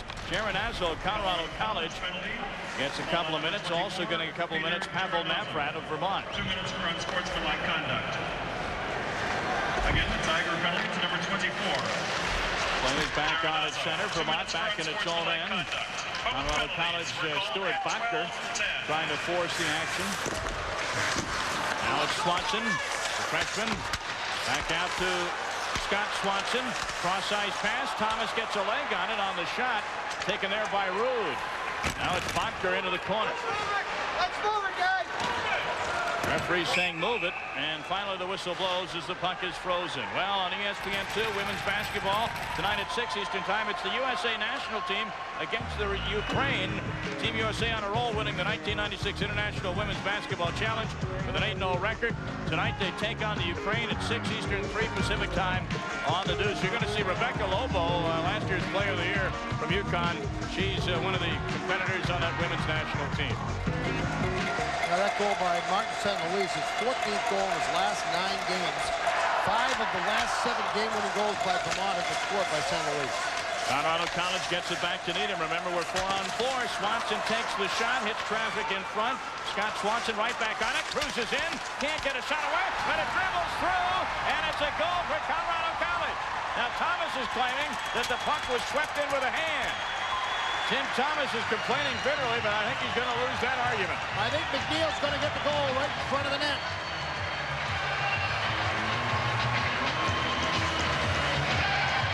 That'll be a 2-1 lead for Colorado College if it stands up. Well, let's watch the play as it comes across the face-off circle to the front of the net. It's going to be Swanson. Might have been McNeil on the crash in front, but we think it's Swanson. Let's watch it. See, breakdown here as they beat Vermont along the boards. Perrin gets beaten. He tries to back check. Puck sort of shuffled out in front by McNeil, and Swanson knocks it in. What happened there is that Swanson beats Perrin off the boards. Now, once that happens, there's just problems. You see, they got to cover inside. They work to cover inside, and then just Swanson stays after the play. McNeil feeds him in front. I think that hit the leg of Eric Perrin. Yeah, it might have. One angle, and then Swanson went to poke it in, but it went in on its own. But he'll get the goal. Scott Swanson, his 13th goal of the season. He's a freshman, one of the group they call the Fabulous Frosh at Colorado College, and it gives the Tigers a 2-1 lead. Dribbled over the goal line, but they all count the same. And the Tigers up 2-1 with under 7 minutes to go here in the second period. Rude at center ice for Colorado College. Now with it is Calvin Elfring. Elfring and Goodmanson trying to work a play at the blue line, but no. And here comes Vermont to center. Taking the shot in on Lambert. And a good save there by Lambert was Simone Tremblay. Now Steve McKell back in his own end. Too far ahead for Tremblay. Finally he catches up to it. Just dumps into the zone. Elfring is back for Colorado College. Jay McNeil gets the goal. The goal is by Jay McNeil up on the board. The Colorado College goal, a 4-on-4 goal scored by number 26, Jay McNeil. Well, officially, that's taken away from Swanson. Give it to Jay McNeil. Assisted by number 6, That's his 24th goal of the season. That's McNeil from Swanson. Well, that's the way we had it the first time. Here comes Hartnell busting in. Back pass in the slot. Hartnell, and the pass to Remical, and somehow that didn't go in. He hit it right across the goal mouth. Left shot, right side of the net. He didn't bury it. He knocked it right across the goal mouth. Oh, that could have put Colorado College up by 2 and in command of this game. So Vermont dodges a bit of a bullet as Heavily dumps in to the Tiger zone. Needham back behind his own goal. Catamounts go for a line change. 5 minutes to go, second period. National semifinal game 1 on the Deuce. Live from Cincinnati's Riverfront Coliseum. Here's McNeil looking for another one. And Thomas sticks it behind the goal. Hartnell is on it. Taken away by Martin St. Louis. Up to J.C. Ruud, but off of his stick. Ruud hooks Needham and tries to get on the puck first, but no. Now McNeil. Hartnell dumped by St. Louis, but the referee said you were diving. Let's play on. St. Louis, he's in, but all by his lonesome. Now trying to center it to Ruud in the slot, but reading that play beautifully was Stuart Bunker bounces one in on Tim Thomas. Off the boards and out to center. San Luis leaves it for Ruin. Ruin snaps off the wrist shot well wide. Eric Perrin, San Luis one-timer goes well wide. You just look for stuff to happen when that top Vermont line is on the ice. Yeah, there was a lot of gas on that last shift. And Christopherson with a drop pass to Bunker, and his shot. Thomas got a piece of that. In fact, there's so much out of gas caused them to really have problems on that shift, and they got stuck man down in the zone. Bryan Swanson, number 27, and a penalty behind the play. And I believe Vermont is going to be shorthanded once again. 3:48 to go in the second period. Stefan Pichet is going to head for the box. Senator, your mouth has amazed this panel. First, you come out in favor of Long John Silver's crunchy batter-dipped fish. Wholeheartedly. Then you endorse the breaded clams. I cannot deny that. So, Senator, which is it? Actually, I'm making a motion for Long John's golden batter-dipped shrimp.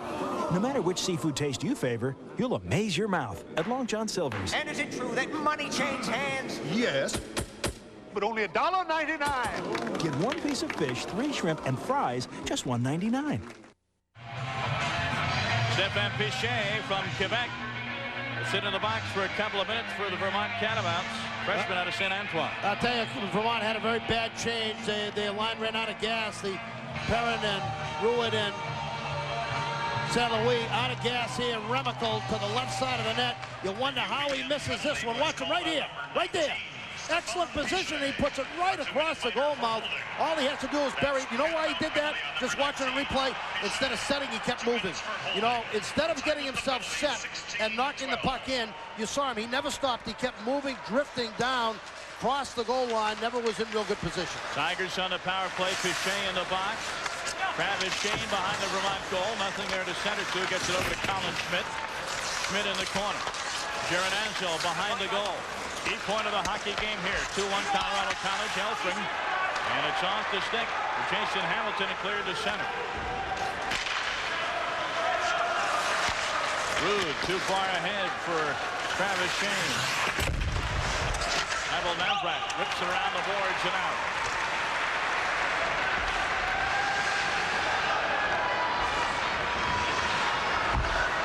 Swanson. Scott Swanson. Skates into the Vermont end, but he's met at the blue line. Nicely done there by Eric Coleman. No soup for you, Mr. Swanson. Goodmanson, he gets around the defense. Sends it behind the goal. Remical banded into the corner. Scott Swanson. Bryan Swanson, top of the circle. Backhands behind the goal. Here's Remical. In front, just over the stick of McNeil. That was pretty well defended inside by Vermont's defense. Phil Everly did an excellent job there. Still 19 seconds left on the Colorado College power play, and the whistle stops play. When that puck comes rolling out in front, somebody's got to play defense, and the senior out of Mahwah, New Jersey, does an excellent job on the inside, coming back. Shorthand, in-zone coverage. He comes back from his outside responsibility. Keep your eye on 7. Watch right here. Watch right here. 7. Right there. Watch him. He's going to rotate down inside. Sees the play. Watch right here. Sees the play develop. Rotate down inside. Make the play. Here he comes. Get down inside. Pick him up. There it is. Good defense. Excellent defense. Face-off just outside the Colorado College zone with 2:07 to go. Second period. Swanson skates to center. Comes into the corner. Oh, weird bounce off the boards. Lucky for Vermont. There was a defender there. And look at San Luis. And a whistle behind the play. Oh, my goodness. Holland saved today for Thomas. And the goal moved off the peg. And that cost San Luis a breakaway. What a tough break for Vermont.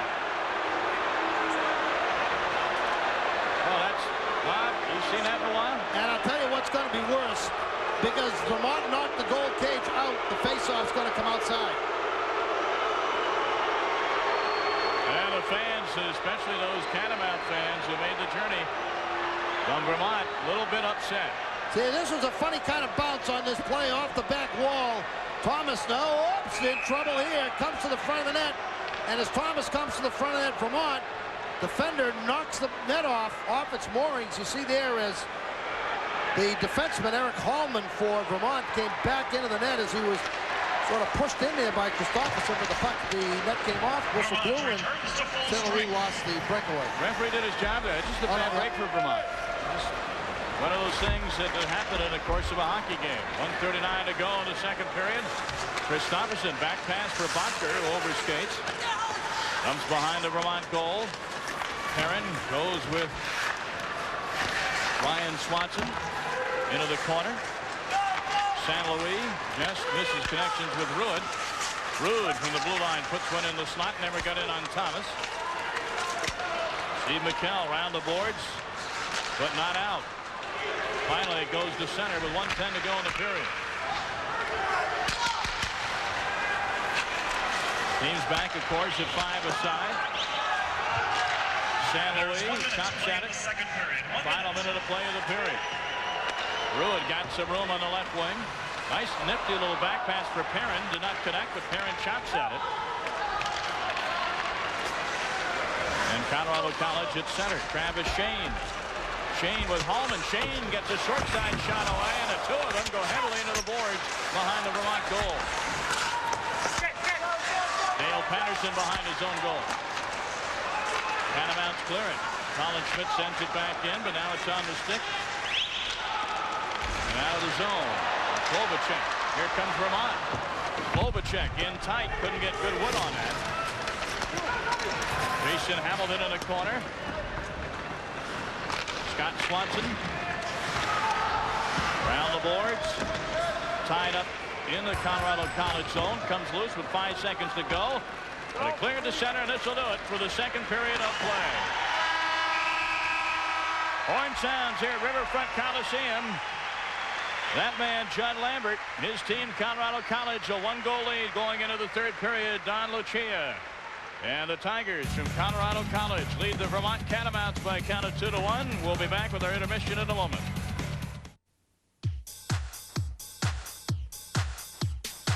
Feel the beat, feel the heat, feel the beat of Nordic Track. People everywhere are feeling the beat of better health and better looks with Nordic Track. And now, you can get a free video and brochure showing you how you can experience the Nordic Track beat at a lower cost than you ever expected. It's easier on your body and easier on your budget. Get the free facts and find out how you can get the world's most complete fitness workout for just $299.95. That's Nordic Track's famous flywheel design and safe, quality construction at low monthly payments. See why a Nordic Track is the best machine for your cardiovascular health and for overall fitness. Call the number and get your free video and brochure today.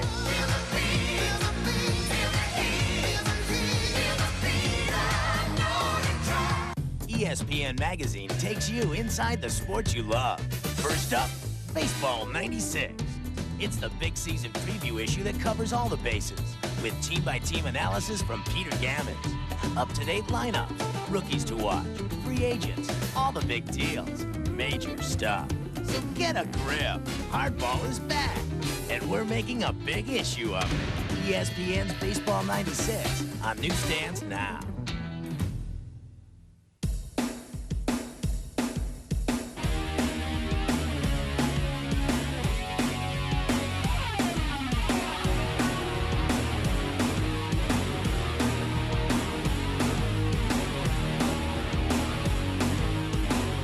Thousands of athletes, hundreds of tributes, one great place, the NCAA Hall of Champions, open year-round in Kansas City. Welcome back to Riverfront Coliseum in Cincinnati. They'll resurface the ice for our second intermission. Get ready for the third period. And as was the case earlier in the second period, Colorado College broke out on top, had a 1-goal lead, and that's where we stand at the end of the period. Martin St. Louis tied it up, but CC has that 1-goal lead back again. Yeah, I think CC has gotten control of the game. As it's still a 2-1 hockey game. It's anybody's game, but I thought as that period went on that CC played better and got more control of the game as they did in the first. But I think if you told Mike Gilligan he was going to have a 2-1 shot down going into the third period against Colorado in the national semifinal, he'd take his chances. So they're in pretty good shape. Now, some very interested spectators in the stands today from Boston University and the Wolverines of Michigan. That'll be our game coming up tonight at 8 Eastern time live on the Deuce. How do you handicap that game, Mr. Norton? Well, you just got so many great forwards on both teams. You know, Brendan Morrison, Jason Botterill, Chris Drury, Jay Pandolfo. Boston University has 4 All-Americans, 2 this year, 2 last year. Greer and O'Sullivan was playing defense, but both of these teams are spectacular offensively. They have good goaltenders. Turco, national semifinalist last year. A very, very solid goaltender who's been a little bit off his feed this year, but these teams are a great matchup, I think.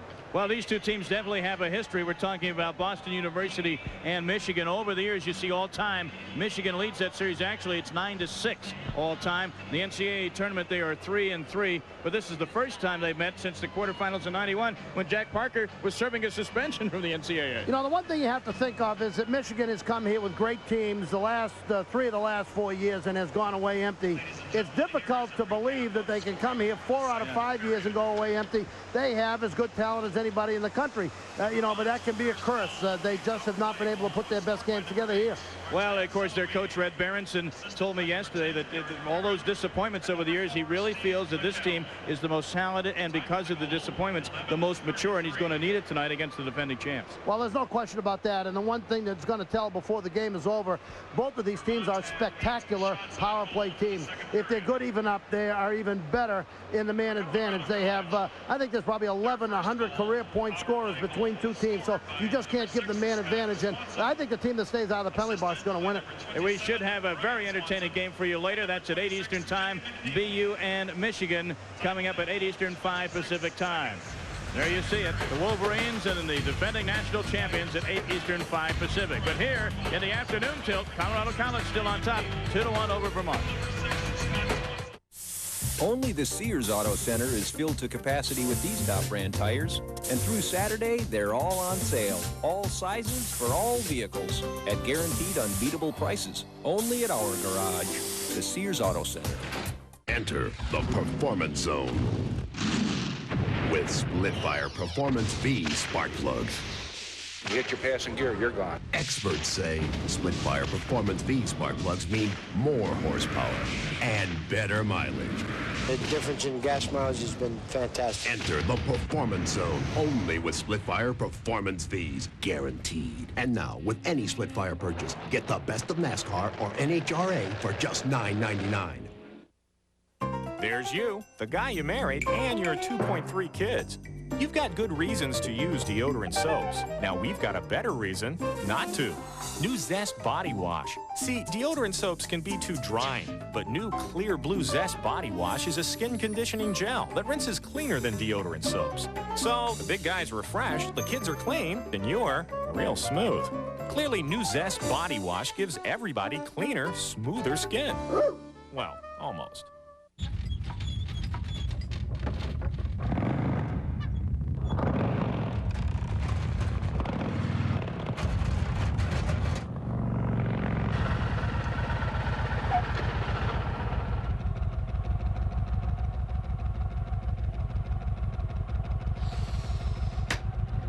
The new Kawasaki Vulcan 1500 Classic, with the biggest V-twin ever to hit the asphalt.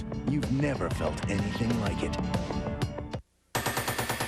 Through Saturday, all Craftsman hand tools, power tools, lawn and garden equipment on sale. And every gallon of paint on sale. But hurry, it all ends Saturday at Sears. Just about set for the third period of our national semifinal game one. Live coverage on the Deuce from Cincinnati. There's the score with the higher-seeded Tigers of Colorado College in command. If you can say you're in command, Bob Norton, with a 1-goal lead going into the third period. What kind of third period do you think that bodes for? Well, I think that from Colorado College's standpoint, they would like to control Vermont's first line. They've done a pretty good job against the other matchups. That hasn't been a problem.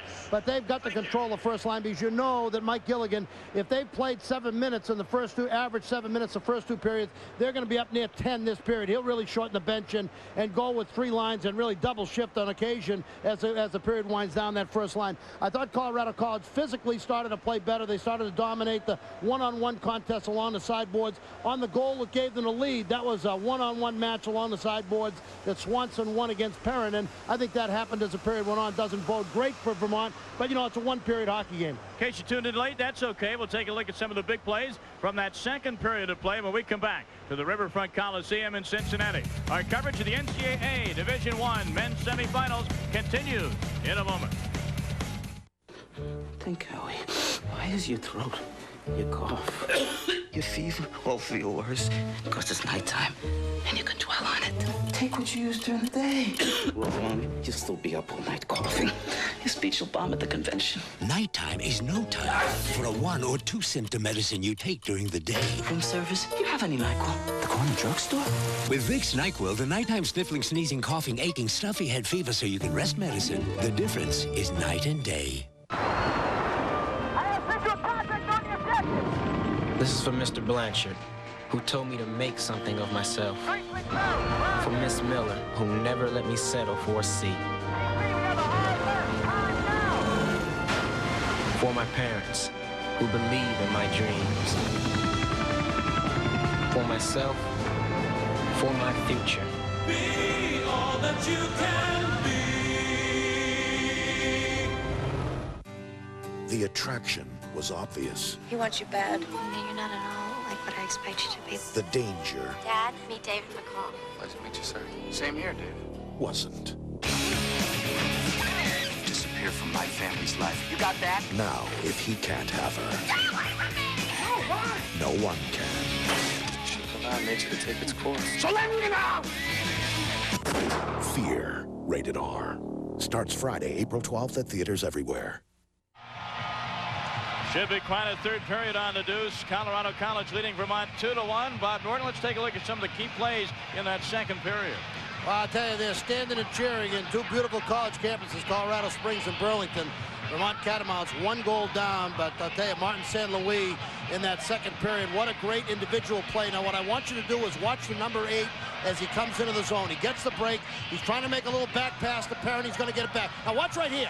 As he comes toward the net, I want you to watch how he turns that number 8 right toward the defender and prevent the defender from getting toward the puck. Just a great individual play.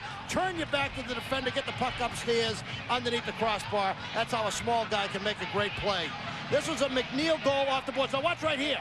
This is a breakdown along the sideboards. Perrin loses control of Swanson. Now it gives Swanson this whole area to come toward the net. Watch what happens. Now everything breaks down, so he's coming toward the net. Right now, watch right here. Watch, defense plays here, a defender here, that gives the goalie the shooter. Now let's see how it breaks down. Swanson tickles it back into McNeil. McNeil throws it out in front. I think that's still a Swanson goal, even though McNeil gets credit for it, but McNeil to Swanson, and Swanson gets the helper, McNeil gets the goal. That was the go-ahead goal, 2-1. You know, no controversy, though, in the Colorado College locker room or on their campus in Colorado Springs. They don't care who gets credit for the goal. All they know is they have a 2-1 lead going into the third period. America's most experienced home improvements business has a new name. Century 21 Home Improvements. Installed premium vinyl siding from Century 21 Home Improvements means you'll never paint again. No more paying painters, no more do-it-yourself, and no more scraping. never again. Not with vinyl siding. Call now and you'll make no payments and pay no interest for 6 months after installation. Premium vinyl siding is virtually maintenance-free. Won't peel or chip, rot or warp. Won't dent either. Whether your home is wood, brick, or stucco, look what siding can do. Works great for eaves and overhangs, too. Choose from a wide range of colors, all with this exclusive wood grain texture that's scratch-proof. Call now for a free in-home consultation. We'll always be there for you. You can count on it. Call now for a free in-home consultation, and you'll make no payments and pay no interest for 6 months after installation of installed siding. Call 1-800-501-7722. The ATP Tour presents the Lipton Championships. Men's semifinals tomorrow at 7:30, live on ESPN2.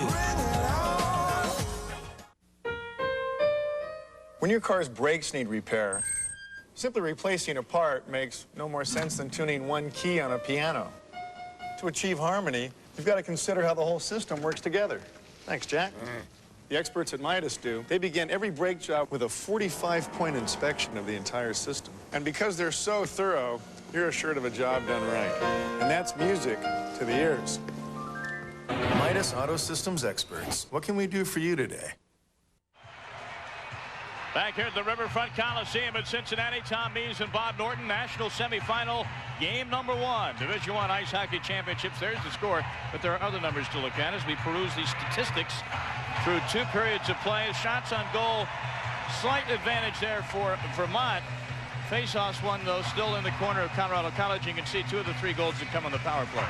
And, you know, McNeil had a milestone in that first period, only became the 4th Colorado College player in history to score 100 goals. The Cranbrook, British Columbia senior, 5'9", 180 pounds. Dave Delich did it 1975 to 79, had 111 goals. Ron Hartwell had 112. Bruce Akins, who played 78 to 82, had 100. Hartwell played from 1949 to 1952. Wow. That's a long way ago at 170 career points. But McNeil joins pretty elite company as he's only the 4th player in the history of Colorado College to have 100 career goals. I think he scored 45 plus on the power play, but they all count. Jay McNeil, Hobie Baker finalist last year, first team all WCHA this year, and with that goal now has a 12-game point scoring streak intact. At 52 points in the regular season, 23 goals, 29 assists. And for the Catamounts of Vermont, they've come so far, Bob. This is their first ever Division I Final Four, if you will, the semifinals. And they're down a goal going to the 3rd. Well, they're tense up in Burlington, right on Lake Champlain. You know, it's a campus very similar to Colorado College. As I said, the 5th oldest campus in New England, but a campus, one of the smallest state universities in the country. I think there are about 7,000 plus students. Colorado College, only 1,900 students, both located in beautiful areas, Colorado Springs and Burlington, Vermont. But this campus just revolves, as does Colorado College, around their hockey program. It's the #1 Division I sport, and you can bet that wherever they're watching this game in Burlington, they're on the edge of their seats. And I just want everybody to know that all the students made all their classes today in Burlington, even if they infringed on the hockey game, right? I went off the ice one time there and had the old #1 up in my hand, and it's the first time in my life and the last time I ever got hit with a projectile. It was one of those old cans back in the days when they made the aluminum cans. Really? You couldn't break them, right on the coconut. Did you recycle it? I just never put my hand up and raised the old #1 again in Burlington. Okay, play back on. 2-1 hockey game. What still unfolds? Keep it right here on the Deuce. You'll find out. Winner advances to the national title game Saturday afternoon on ESPN at 1 Eastern time. They need to tip the ice scales a little bit toward the Colorado College defensive end. Start getting some shots on.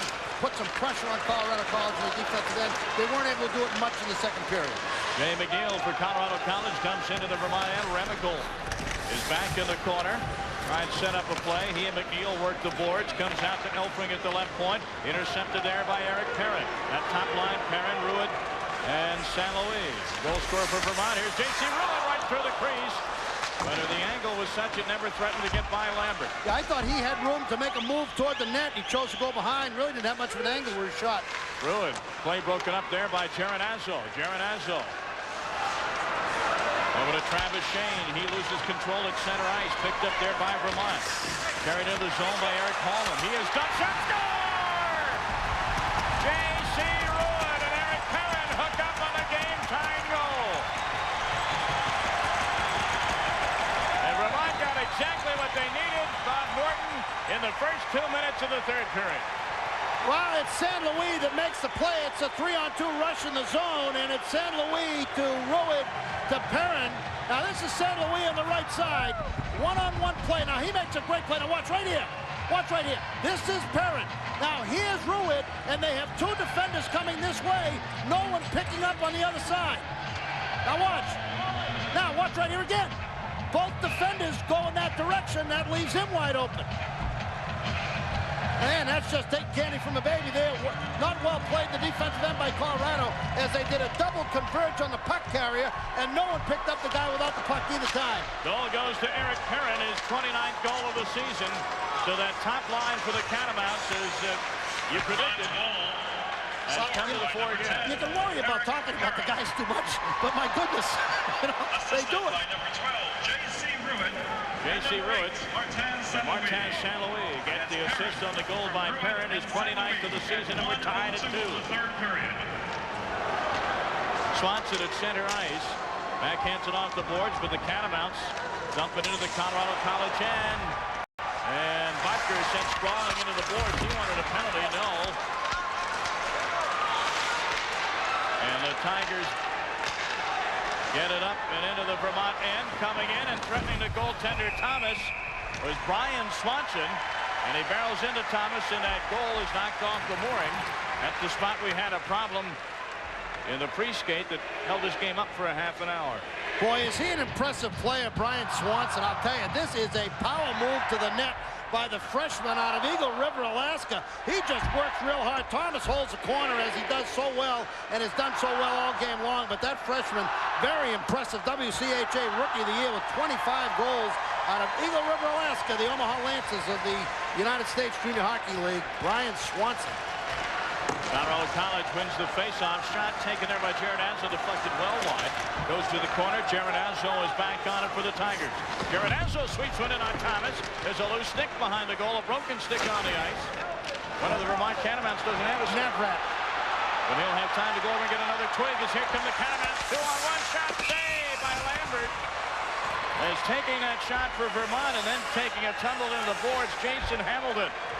Calvin Elfrink does a great job back here on the 2-on-1 because what he does is deny the pass over and gives the goalie a chance to play the shooter.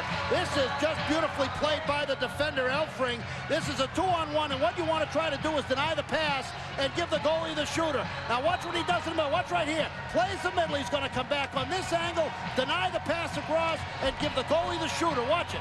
Deny the pass, give the goalie the shooter. Late play, great play. Elfrink plays the 2-on-1. Can't diagram it any better than that. And the face-off will be in the Colorado College zone to the right of Lambert. 2-2, 17:45 to go in the third. Remical and Eric Perrin.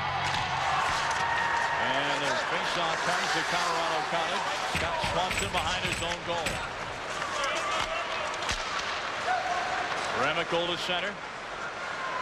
Takes the shot from the blue line, forcing Thomas to go down on the pads and make the save. Colorado College up-tempoed a little bit, huh, Tommy, since that last goal? Sure. Just up-tempoed the game a little bit.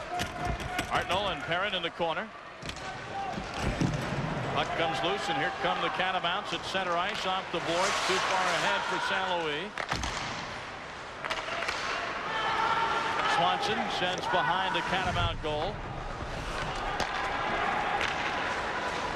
Vermont sends it to center again. St. Louis, triple team. Nobody there to pass the puck to, and easily taken by Swanson.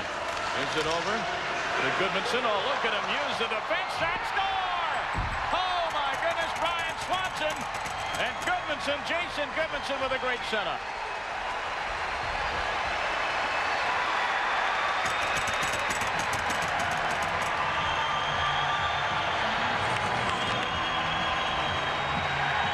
Jason Goodmanson, the sophomore out of Arborg, Minnesota. Arborg, Manitoba, rather, makes a great individual play. Goodmanson on the 1-on-1. Now watch right here. This is Goodmanson. He beats the 1-on-1, comes in, loose rebound. There's the rebound, just hangs right in front there. Up and over by Swanson. Swanson was almost covered. It's those almost covers that will kill you every time. Back checked into the zone, but he had enough leverage to keep the stick down. But that was such a great individual play by Jason Goodmanson. Arborg, Minnesota, played for the Winkler Flyers. Vermont down 3-2 to Colorado College. You just said a moment ago they had up-tempo a little bit, really playing with an intensity more than they played most of the game. Responded here to that 2-2 goal with a 3-2 goal of their own. Bryan Swanson the goal, but Goodmanson, I think they had to give him 2 assists on that. So big was his rush up the ice and his play setting that goal up. And here is Swanson with another shot. Thomas deflects it to the left boards, and the Catamounts carry it out to center. Holland is on it. He'll dump into the Colorado College end.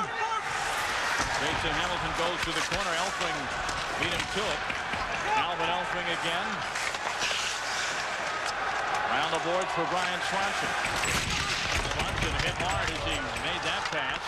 Chad Remical Vermont sends in. A whistle stops play with 15:57 to go in the third. 3 for Colorado College and 2 for Vermont. Each team has a goal so far in this third period.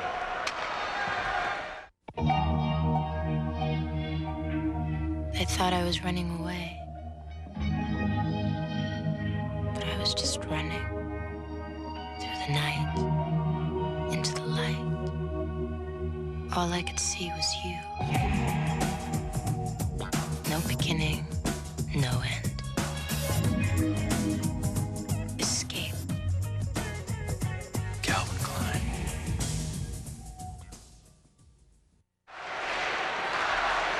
Well, Vermont did what they had to do early, Bob. They tied this game up less than 2 minutes into the third period, but Colorado College showing resilience. Yeah, they just responded. You know, it just seemed as if, and I mentioned it to you a couple minutes before the goal, it just seemed as if they up-tempoed after that 2-2 goal. They just played with a sense of urgency that they hadn't played with up to that point, responded Goodmanson. Boy, I tell you, he's made many moves better than that. He's something else. That was a great move to set up that lead goal. Off the stick of Colin Schmidt for Colorado College. Skates into the Vermont end. Return pass for Schmidt. And Travis Shane, the loose puck in the circle. Left-hand side now circles behind the goal. Tigers putting on pressure. The Catamount end again. Travis Shane bodied off the puck. Thomas keeps it on its way up to Eric Lundin. Lundin can't clear the zone, though. Colin Schmidt to Geronazzo. Geronazzo looking to center. Nothing there yet. Gets it over to Schmidt. Schmidt to the right of Thomas. Now cuts the other way, and Tim Thomas has to go down to get a piece of that. Geronazzo behind the Vermont goal. Into the slot. Schmidt can't control the pass. Boy, Schmidt's a load, I tell you. Pavel Navrat was holding on to him and just trying to prevent him from coming to the front of the net. And Schmidt just worked his way through there. Got a shot off. Nice stop by Thomas. Both teams go for a line change up front. J.C. Ruud. Martin St. Louis at center. Back to Ruud. Ruud skates in. Onside. Nobody there to dump the puck to, though. Needham is back for Colorado College.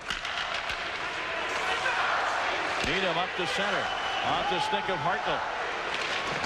Back for Vermont is McKell. Rips it around the boards.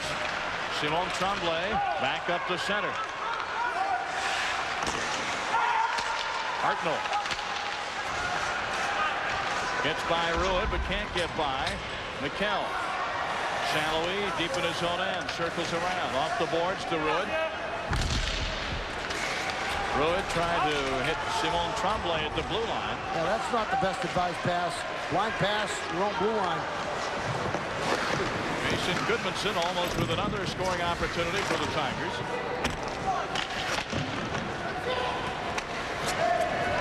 Pavel Navrat for Vermont. Navrat steams at center. Intercepted by Elfring. The play is ruled offside. We'll have a face-off outside the Colorado College end with 13:49 to go in the third. 3-2 Tigers. About 65 miles south of the nearest stoplight, and 2 miles up in the Rocky Mountain sky, you'll find skier's heaven, also known as Telluride Ski Mountain, where the skiing's perfect and the views are even better. And whether you're going to extremes or just going for a lesson, don't go without your Visa card, because at Telluride Ski Mountain, they'll let you take the plunge, but they won't take American Express. Visa, it's everywhere you want to be. Colorado College leading this one 3-2. There you see our time left in the third period. National semifinals. Let's take a look at our Nike storyline in this game. The Swanson, Scott and Bryan, no relation. Each have a goal and an assist in this game. St. Louis and Parent, each with 1 goal and 1 assist. And the winner advances to play the winner of tonight's game between Boston University and Michigan. That's our Nike storyline.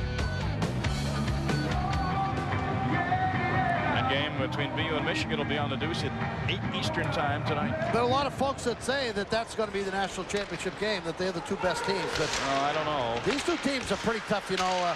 I think that when you talk about Vermont, you're talking about a team that's been vastly underrated, maybe because the league has been a little underrated, but they've certainly showed themselves well as the ECAC in these playoffs. So I think consequently Vermont is gaining more respect because they, Clarkson and Cornell played so well in the regionals. A lot of folks think that the basketball Final Four will be decided the winner of that Kentucky-UMass game. Hey, listen, don't tell that to Syracuse and Mississippi State. You see the tournament at the beginning, and if there are upsets, there are upsets, and sometimes the teams playing the best at the end aren't the ones that are ranked the best in the regular season. Hey, everybody that knows me will tell you that I'm a long way from an expert on college basketball. You know, right. I don't know whether the ball is blown up or stuffed. But I'll tell you, those Mississippi State guys, they're a bunch of mean, hungry guys out there. They play tough. Yes, somebody's going to have to kill them to beat them. All that action will take place on Saturday at the Meadowlands. This action taking place today and tonight at Riverfront Coliseum in Cincinnati. 3-2 Colorado College as Vermont skates to center. Hamilton at the blue line, and the play was offside as he made a lateral move. After the whistle, Needham takes Hamilton hard into the boards. No penalty call. Yeah, there's no way you're going to be able to keep a play onside when you dangle like that at the offensive blue line. He had guys just blowing down the side left and right, and he made a little diddle move with the blue line. And then you got to be plastic man to stay on in that kind of play. As Jason Hamilton out of Englewood, Ohio, play goes offside. Stelgers, Hamilton, and Patterson third line on the ice for Vermont. But you know, I'll tell you, whenever they get a stoppage in play and they get any kind of break at all, here's what's going to happen. Perrin, St. Louis, and Ruid. And as this game goes on, they're down by a goal, 13:02 remaining. You'll see Mike Gilligan squeeze as much time as he can out of this first line. Face-off just outside the Tiger zone. McNeil and Perrin, and the Catamounts send it in. An odd bounce off the boards. Lambert had to beware there. Elfring behind his own goal. And the team captain Rude. Vermont setting up sort of a one-man trap there when Colorado Springs gets it early, trying to counterattack the center zone, which they do. Catamounts, St. Louis and Perrin trying to work some magic. St. Louis in the corner, gets away from his man. Couldn't control the puck though, and crashes into the post. AC Ruin in the corner. St. Louis on the backhand. Martin St. Louis, Eric Perrin, a quick shot, but it was well wide. Ooh, the team captain taken away by Perrin. Perrin looks to center as he's double teamed. Whose puck comes out on the stick of Jay McNeil. McNeil for Colorado College. Bothered at the blue line. This will be offside if the Tigers touch it, so they'll fall back. St. Louis at center. Here comes Vermont into the Colorado College zone in the person of Klobuchar, and that play was broken up. Now it's Elfring. That change. Late change for Vermont. Well, they got a little break there. They got a break because the defense of Colorado College was forced to slow the puck out coming out of the zone, swing right to left, so they got a change on. But there's been a couple of times when the first line, St. Louis, Perrin, and Ruid stay on so long that when they finally get tired and have to get off, if they're in a bad spot, it takes them longer than if they were a shade fresher. And in this case, Colorado College just a little bit slow to exploit that. They just got themselves clogged up a little bit on the break themselves at center ice. Face off at center. Scott Swanson dumps back into his own end for Needham. Swanson back out. Surprising Colin Schmidt a bit. Rolls over his stick, and the Catamounts dump into the corner. Needham on the puck. Makes a hard hit. Geronazzo has it taken from him. Geronazzo takes it back for Colorado College. Up the ice with Travis Shane and Colin Schmidt. Swanson bodied off the puck. Now into the corner. Matt Johnson of Vermont. Trying to hit a breaking Phil Eberle. No dice. Yeah, that should have been an indirect pass. Indirect pass would have had him. That direct pass just knocked right down. Eberle back in his own end. Can't keep it out of the zone. Elfring shot deflects off the skate of John Sword.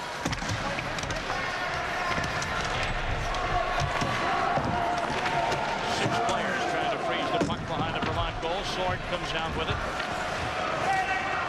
10:35 to go in the third period. 3-2 Colorado College on top. Winner goes to the title game Saturday afternoon.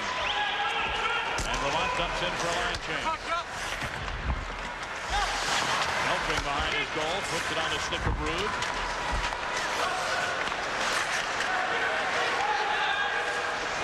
Eric Rude carries to the Vermont blue line and comes in.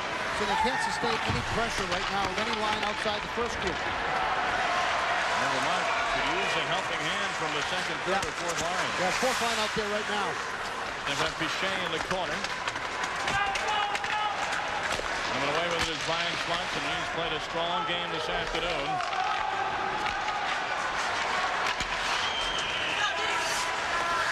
Eric Lundin behind the Tiger goal.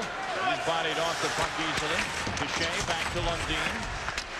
Jake Kilborn, the other member of this fourth line for the Catamounts.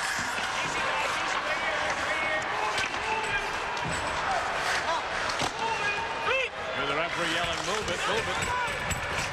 Under 9.5 minutes to go in the third. Also hear the fans pounding on the glass. Colorado College takes a rip and can't clear it. Brandon will skate it to center. So some possession, but not threatening the goal for that fourth line of Vermont. Well, at least they kept one of Colorado College's top lines pressed up against the glass, and that was a plus. That was a 4-against-3 matchup, and they did a pretty good job there. Now you got Perrin, St. Louis, and Ruin on the ice. And it's Needham. Colorado College gets it ahead with Jared Arzo. Jared Arzo dumps in. Tigers will go for a change. AC Ruin. Bats it to center. It's on the stick of Bob Needham. Now back comes Vermont. All pass to Perrin. He's got some room. Pulls up. Shot it just wide by St. Louis. And there's the chemistry of those two. It's something else. I mean, Perrin knew exactly where St. Louis was going to be. Put it on the tape, and it went just wide. You really have to hold your breath. Well, yeah, it's such a special team when they're on the ice. They're just so dangerous. You know, it's not to say the other guys can't play, but they just make so many things happen. It's something else. 8:22 to go here in the third period. Still a 1-goal lead for the Tigers from Colorado Springs. After one half of football, San Francisco leads New York 540 to 310. In the future, it won't be just how hard you play, but how good your sports drink works. Please make your selection. With a third more carbs than Gatorade and B vitamins to unlock carbohydrate energy. All Sport is not just a thirst quencher. It's a body quencher. Isn't that new 300-pound ball? Yeah, here you go.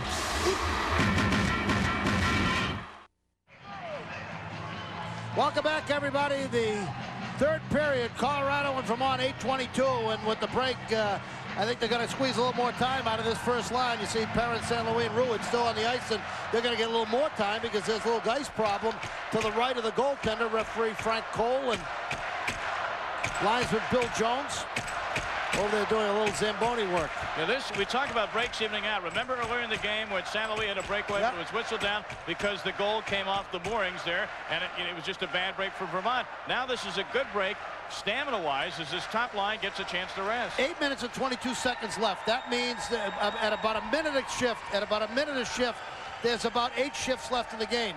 Considering you get a timeout in there, this line could get 5 of the next 8 shifts. This is just real smart play when you see them inside the zone. They know where one another is at all times. Perrin to St. Louis, and St. Louis just misses it wide. Face off in the Colorado College zone. No penalties called so far in this third period. And 5-on-5 hockey all the way. And Bryan Swanson has it for Colorado College. Tigers in their own end, taking good care of it and clearing the zone nicely there. Was Eric Rude. Swanson now having his stick held from behind. No penalty call there. That's behind the Vermont goal. Shot taken from the point there by Calvin Elfring. Hit traffic in front, and back comes Vermont. St. Louis. Oh, gets his own little back pass. That one reflected off his skate. Don't know if he planned that, but he ripped one high over the goal. St. Louis in the corner, gets it over to Ruin. Ruin's got room to move in. J.C. Ruin in the slot. It's checked away nicely. Allman at the left point. Behind the goal, St. Louis. Gets away from Elfring, but can't control the puck. 7:18 to go in the third. Coming away with it, Ruin. Holland, can he control and keep in the zone? Well, they just dodged the bullet there, and now Colorado College clears it. And St. Louis touches in the zone to draw a whistle. 7:06 to go in the third period. 1-goal game in favor of the Tigers.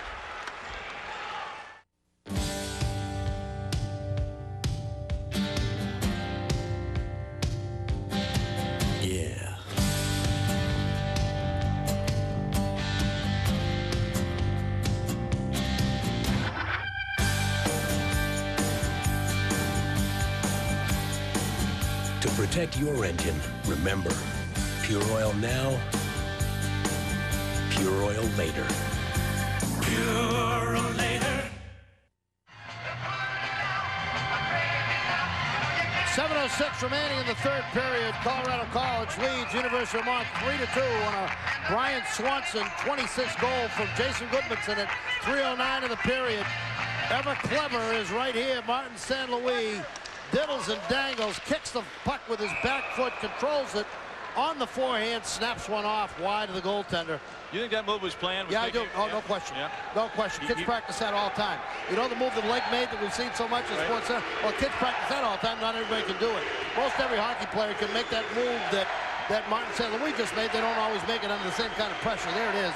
22:45, 6 minutes and 59 seconds to go. 7 minutes left to go in the game.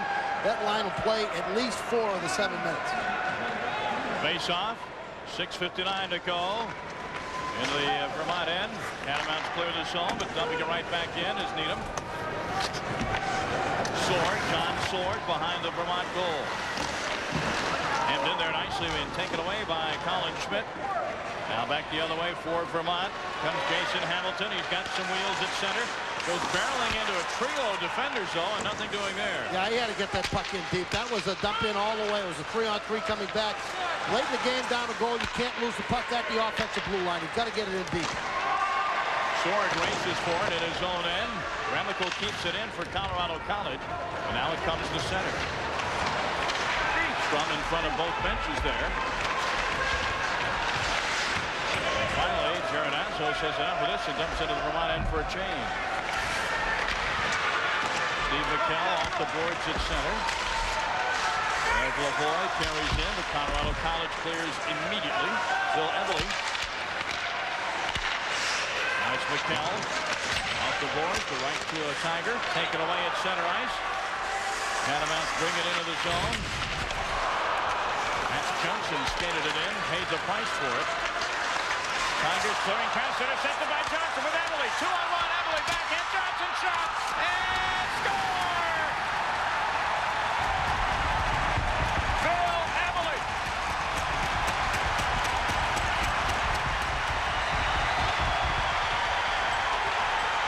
Perseverance paid off for the Catamounts of Vermont with 5:37 to go in the game.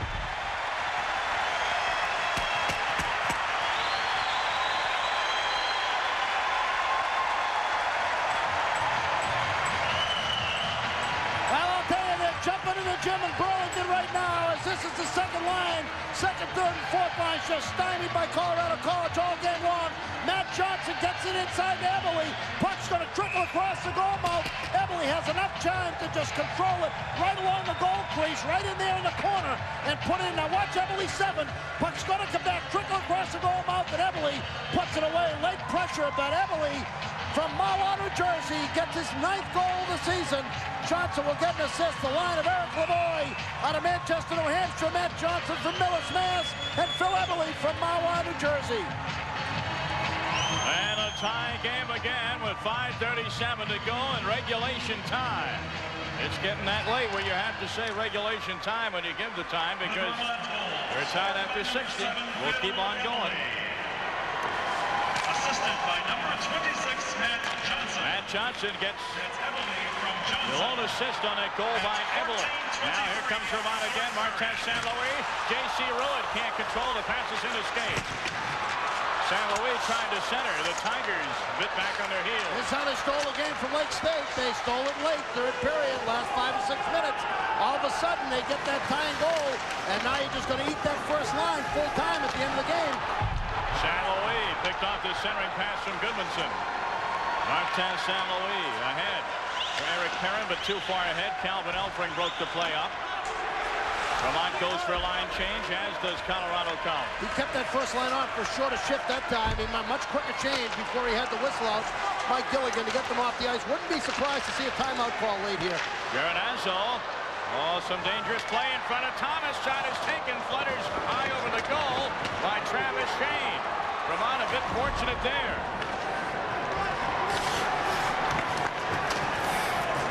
Schmidt couldn't set up a play for Colorado College. Vermont will clear it to center. And it is on the stick of Matt Stelgis. Stelzis sends it into the corner. Fans wanted a penalty. Good no call. They wanted interference, but it was a good no call. Patterson was out of gas, took a dive, thought he'd get the call. Alvin Elfring takes a tough hit in front of the penalty box area.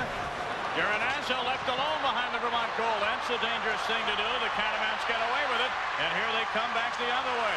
Eric Lavoie centers in front, and for the rebound, Eberle. Oh, he got a stick on it. It was in. But Judd Lambert made the first save, and that was enough. Travis Shane from center ice. That one was just wide. Chad Hartnell doing some work for Colorado College in the corner. Now it's Nino. Dumps back in for Hartnell. Remical also back there, but Vermont rips it around the boards to the blue line, not out. Scott Swanson kept it in. Remical bodied off the puck, and Vermont clears it. 3:22 with regulation time in a 3-3 game.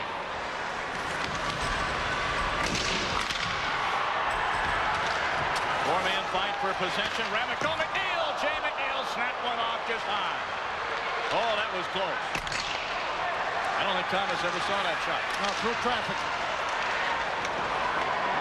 And the Catamounts contend out a backhanded out of the zone as Colorado College was building up some steam. No icing. Goaltender had to play it. Icing waved off. Captain Eric Rude for Colorado College. Under 3 minutes to go. Christopherson ahead to Bryan Swanson. Swanson bodied off the play nicely by McCall. Christopherson, though, got a trailer, can't get it to Elfring. Back comes Vermont. Eric Perrin was cherry picking. They couldn't get it to him. That's exactly what they were doing. They're trying to get the home run pass from Navrat to Perrin. Bryan Swanson. He's 1-on-3. Skates into the Vermont end. Swanson, a strong player, goes to the back of the goal. He's taken out there by Pavel Navrat. Referee saying move it, move it. 2:10 to go in regulation time. We're tied at 3. National semifinals. Eric Perrin dumps into the corner. Rude on the backhand. Top of the circle. Deflects to the right of Judd Lambert.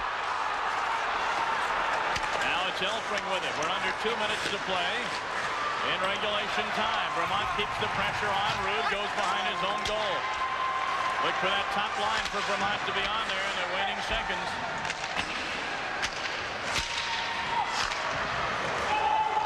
Back in his own end, John Sword. Behind the Vermont goal. He'll just dump in, and no icing called for here. Excellent call by Frank Cole. Bob Needham was right there. Tried to con him into thinking he couldn't get it, but that was a good call by referee Frank Cole. No icing. 1:15 to go in the hockey game in regulation time. Puck deep in the Vermont end. Catamounts do clear it. Needham overskated it. Nobody can get a stoppage in play here if they want to call timeout. Scott Swanson dumps in behind the Vermont goal. Novacek is on it. Gets it over to Eric Holland. Post call there for Vermont. Off the boards, up ahead. Here comes Eberle. He's the man who tied it. Back pass is overskated, though, and Colorado College's Colin Schmidt is on it. Under 50 seconds to go in regulation. Here comes Gironazzo. They give him room. Now he's going to try to center. No, backhand. And Thomas to save. Lying on his belly. They give it away to Schmidt. And that's poke checked away with under 30 seconds to go. One action in the Vermont end as this game winds down. We've been in sudden death for a while now. The Catamounts just looked to clear it. Well, that top line did not come on in the last minute 30. Now they are in the last 12 seconds. They just couldn't get any time to call a timeout. Rude from the blue line. And it's caught there by Thomas with 8.6 seconds to go. Well, the save he makes against Gironazzo here is a game saver if Vermont goes on to win. You're talking about a guy, Gironazzo, has 90 career goals, 21 of them game winners, and he's looking for number 22. Sometimes that's a deceptive stat, but it would have been legit here because he was looking for his 22nd game-winning goal of his career, all alone in front of the net, had the puck, put it on net, and Tim Thomas made the save. What a remarkable save by Tim Thomas, a goaltender out of Davison, Michigan. Davis in high school, 62 saves in a 3-2 tournament win when he was in high school, and he's been spectacular tonight. Bob, you said in our second intermission that Vermont, as they were told before the game, you'd be down a goal going to the third against Colorado College, they would have taken it. You think they'll be satisfied with overtime? Oh, I think when you're an underdog, anytime you're still in the hunt, that's great. You know, these guys came in, decided underdog. You know, folks didn't believe in them, but they're going in overtime with a chance to get to the final, and that's a tremendous accomplishment for the University of Vermont. I think Colorado College, you know, they're an outstanding team. They've had a great season, great 3 seasons. I think they're a little surprised. The Colorado fans may be a little surprised by how well Vermont has played, but this is exactly a mirror image of the Lake State game, with the exception of the fact that they won it in regulation. Now, Colorado College has a great chance to win this one right here in overtime, because they've got an outstanding team, but Vermont's in the hunt. Well, we're going to go to sudden death overtime. They will bring out the Zambonis. They will clean the ice and get it ready. And we'll have sudden death overtime, and we'll be back here in Cincinnati in a moment. We're here to tell you about AbWorks from Nordic Track, the advanced abdominal exerciser. AbWorks is fun, it's new, and it's hot. Get AbWorks for a smoking new waistline.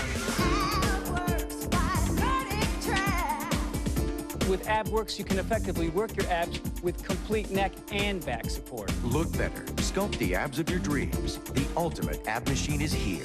AbWorks by Nordic Track. Work upper, lower, and side abdominals with complete support for the head, neck, and spine for a safe workout. Tone your entire waistline in just 5 minutes a day. Get it for $119.95 or 4 easy payments of $29.95. Call now to order and get this free workout video with complete instructions for 15 AbWorks exercises, plus my 20-minute aerobic workout. That's everything you need. Call now to order the complete AbWorks system for $119.95 or 4 easy payments of $29.95. Get your AbWorks today. Only the Sears Auto Center is filled to capacity with these top brand tires, and through Saturday, they're all on sale. All sizes for all vehicles at guaranteed unbeatable prices. Only at our garage, the Sears Auto Center. When a child's learning to walk, the littlest thing can send her out of control. The same goes for a car when its shocks or struts need replacing. So if your car's ride seems unusually bouncy, bring it to Midas. Don't learn the hard way.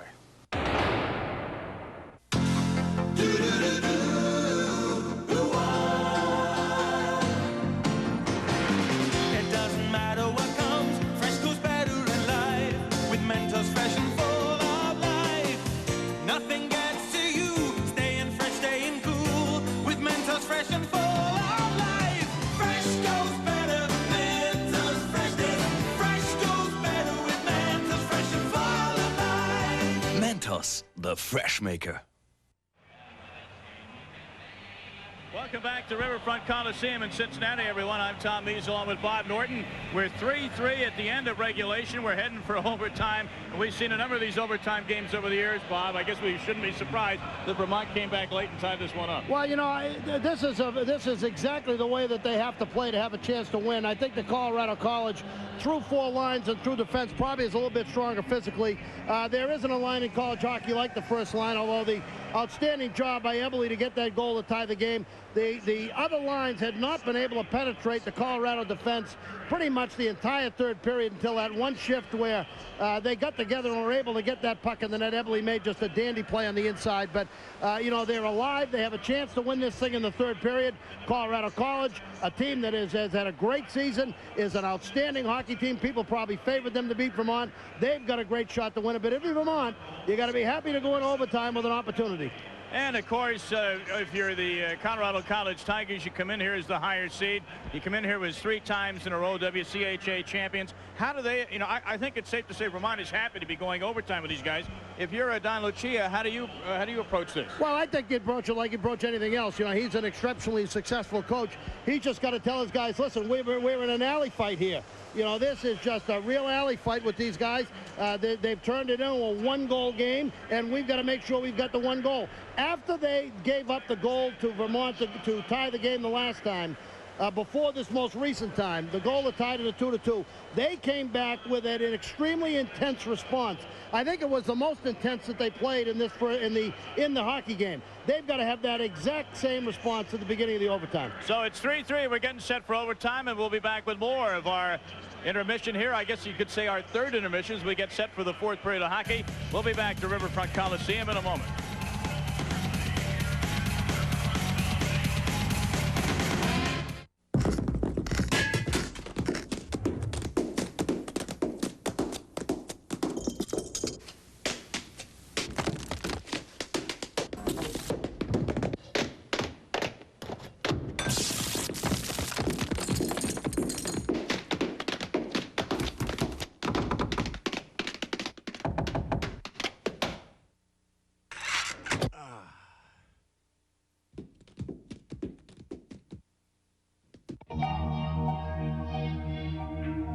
I thought I was running away,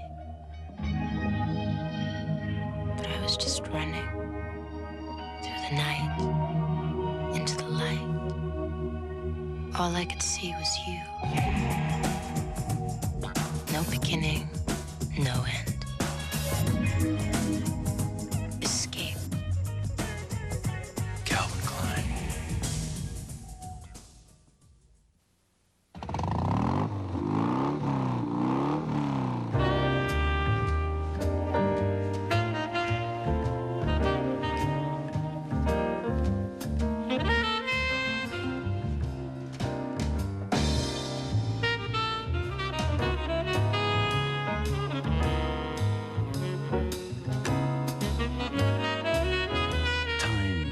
Tough. G-Shock. Casio. Sound the alarm and the brick set spikes the bomb.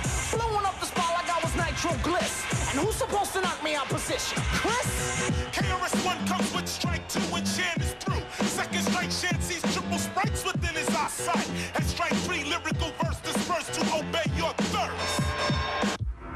To earn this uniform, it takes years of practice. Or play the Under the Cap game with 1 in 6 chances of instantly winning free Sprite and Sprite Dream Team stuff.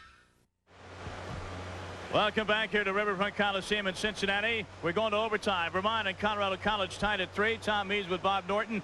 Hey, we're here live with you. And, you know, Bob, I thought I wore a lot of hats, but we have a guest right now who wears even more hats than I do. Rick Comley, head hockey coach at Northern Michigan, athletic director, head of the men's ice hockey tournament He's getting committee. rid of that hat pretty soon. How many hats you got, Rick? And hasn't it been an interesting day? Well, I know nothing about ice, but I tell you, this building's doing a great job. They were faced with an unbelievable problem when they fractured a brine line and before the game started, and we're hanging on right now by the thread of our teeth. When you say hanging on, explain to the fans at home that the ice, to be a good ice, has to have a certain temperature. We understand the temperature's rising. Well, they had it about 11, the floor temperature, which is very hard, very good quality ice. When they fractured the line when they were putting the nets back on, it spilled brine all over. That's the system that flows through the floor.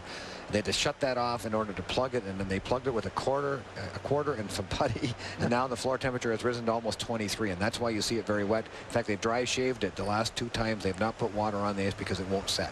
Now, Rick, what's the impact of the absence of brine? What does brine do to the ice surface? It keeps the floor temperature down. It's a cooling system that allows the floor temperature to be set and regulated as needed. Now it just continues to climb, and as the building fills up more and more, it's going to get worse, and that's why the first 9 or 10 minutes of a period, the ice is fine, and all of a sudden you see the water patches start to build. Well, this brings up the inevitable question, and Rick, you've been here before with Northern Michigan. I seem to recall in '91 that game went a little bit overtime, but there the ice was fine, no problems. As this game goes on, and remember the triple overtime we had last year in Providence. How concerned are you that the ice may be a factor in this? Well, we were ready to come out about the 10-minute mark of that period and dry shave it again. So, I mean, the longer we go, the worse it's going to get. You know, you got about probably 9 or 10 minutes of each period where it's going to be pretty good. And I think we have to be really, really careful not to let this be decided on bad ice. And there's nothing the building can do. The building is doing a great job.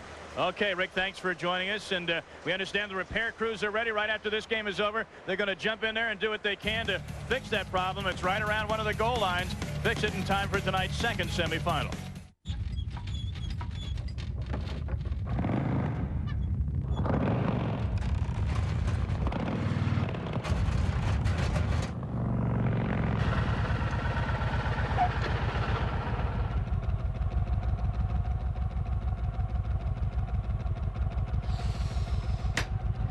The new Kawasaki Vulcan 1500 Classic. With the biggest V-twin ever to hit the asphalt, you've never felt anything like it.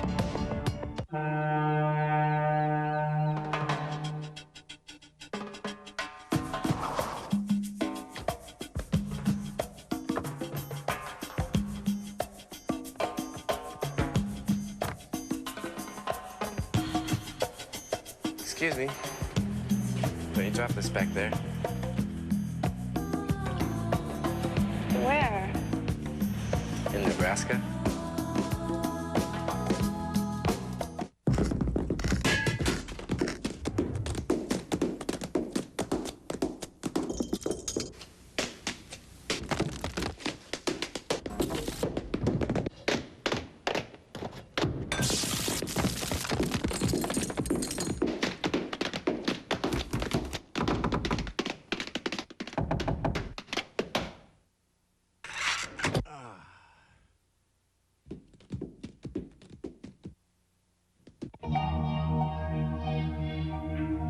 I thought I was running away. But I was just running.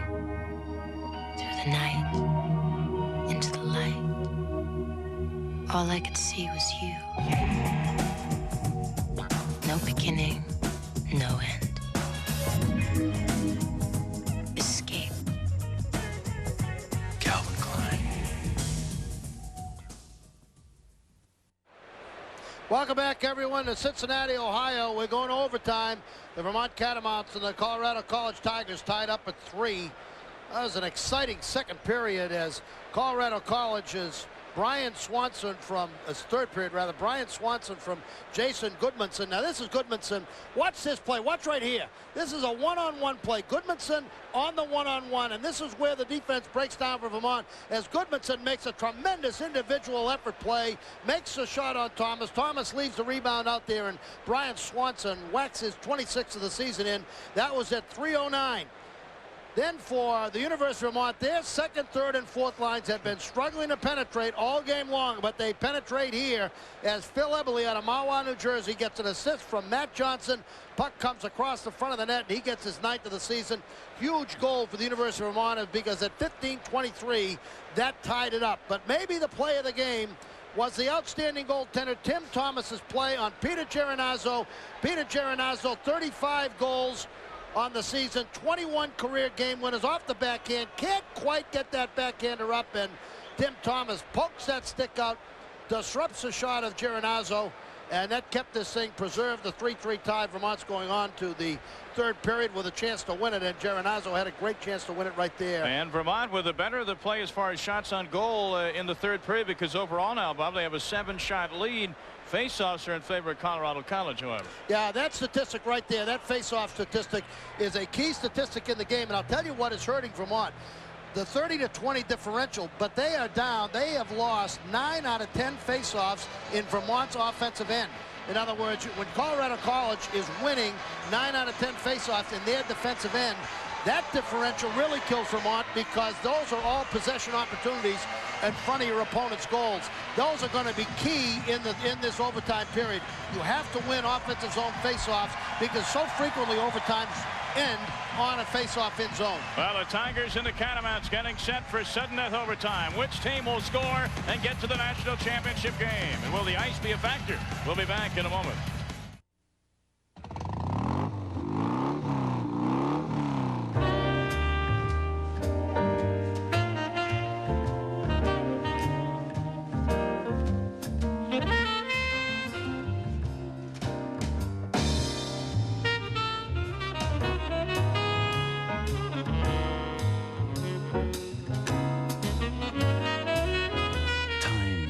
Tough. G-Shock. Casio.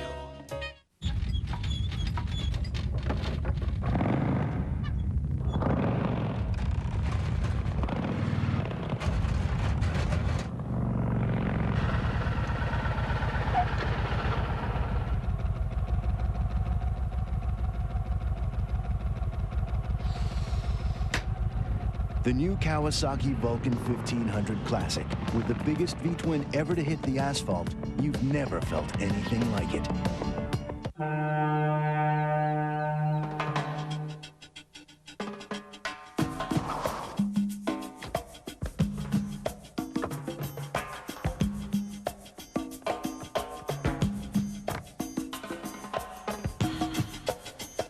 Excuse me. Can you drop this back there? Where? In Nebraska.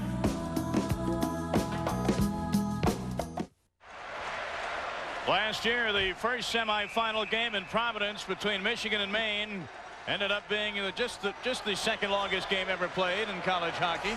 I can remember Blair Allison make a save in one of those overtimes against Jason Bonnaroo. Was unbelievable. And then Turco in the second or third overtime made a save off Jamie Thompson. It was unbelievable. And the bloody game ended on a trickle kind of playoff, an in-zone face-off, Tommy. Remember that? Yes. Just an in-zone face-off. How could we ever forget? Don Lucia behind a Colorado College Tiger bench. You saw earlier. Mike Gilligan. Both coaches have done a tremendous job preparing their teams for the season and for this game. And play is on in sudden death overtime. First goal is the winner. That's why they call it sudden death. And we go on and play another 20 minutes. And if no scoring by then, we'll resurface the ice, which has already had some problems, as you heard in our third intermission. Now, sometimes things go unnoticed. The puck is sort of jammed under the Zamboni door. I've never seen that before. Well, I've seen it once in a while when you have a rink situation where that's an entrance door and the ice is not level there underneath the glass. They obviously can open up that because they've opened it up before. Well, you got to open up one. They've had some problems here today. Just some bad luck, too, here at the Riverfront Coliseum. They got to wedge that puck. Well, they got to get the goal judge booth opened up and then get the door open. Now they find the puck. There you go. A reminder, Boston University and Michigan waiting in the wings. They'll have the ice all repaired by 8 o'clock tonight Eastern time. And you'll see what should be one heck of a hockey game. Defending national champion Terriers taking on the Wolverines, Red Berenson and the Michigan team. Coming down here with a real purpose after several years of disappointment. You'll see it tonight live at 8 Eastern, 5 Pacific on the news. Championship game will be on ESPN. Thank you. 1 p.m. Saturday afternoon, 10 a.m. Pacific time. These face-offs become so important in overtime. So frequently, overtimes are decided off breakdowns on in-zone face-offs. Perrin and Bryan Swanson. Swanson wins the face-off for Colorado College. Thomas sticks the shot from the point aside. Rebound, McKell knocks it to the corner. Steve McKell is on it. Gets up in the face of Stuart Botker. Now it's Christopherson for Colorado College. Doesn't have to be a picture book goal that wins it, but here is Martin St. Louis. He's in, shot! Oh, getting a piece of it was Lambert. St. Louis tied up by Rude and did a nice job, and Lambert just got a piece of it. So explosive. They got what they wanted, Vermont did. That thing went just wide. Well, you know, it doesn't get much more exciting than this. He just sees control of the puck in the zone. He knows exactly what he's doing. He blows out of the zone. He knows he's going to get a long pass. Now, he can do things with long passes that other guys can't. This was a very difficult pass to handle on the break. He handled the puck. Rude did a superb job of just hanging in there with him and just trying to play the body. Here he comes. Into the zone. Rude does as well as he can do. That was an excellent job by Rude. Bothered him enough that he wasn't able to get much mustard or leverage on that shot. Vermont buzzing around the Colorado College goal. This is Eberle. He tied this game up at 3. Eberle looking to center. Runs into the referee. Another bad luck situation for Vermont.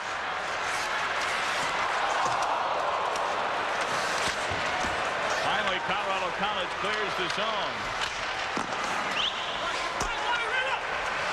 Globacek sends it back in for Vermont.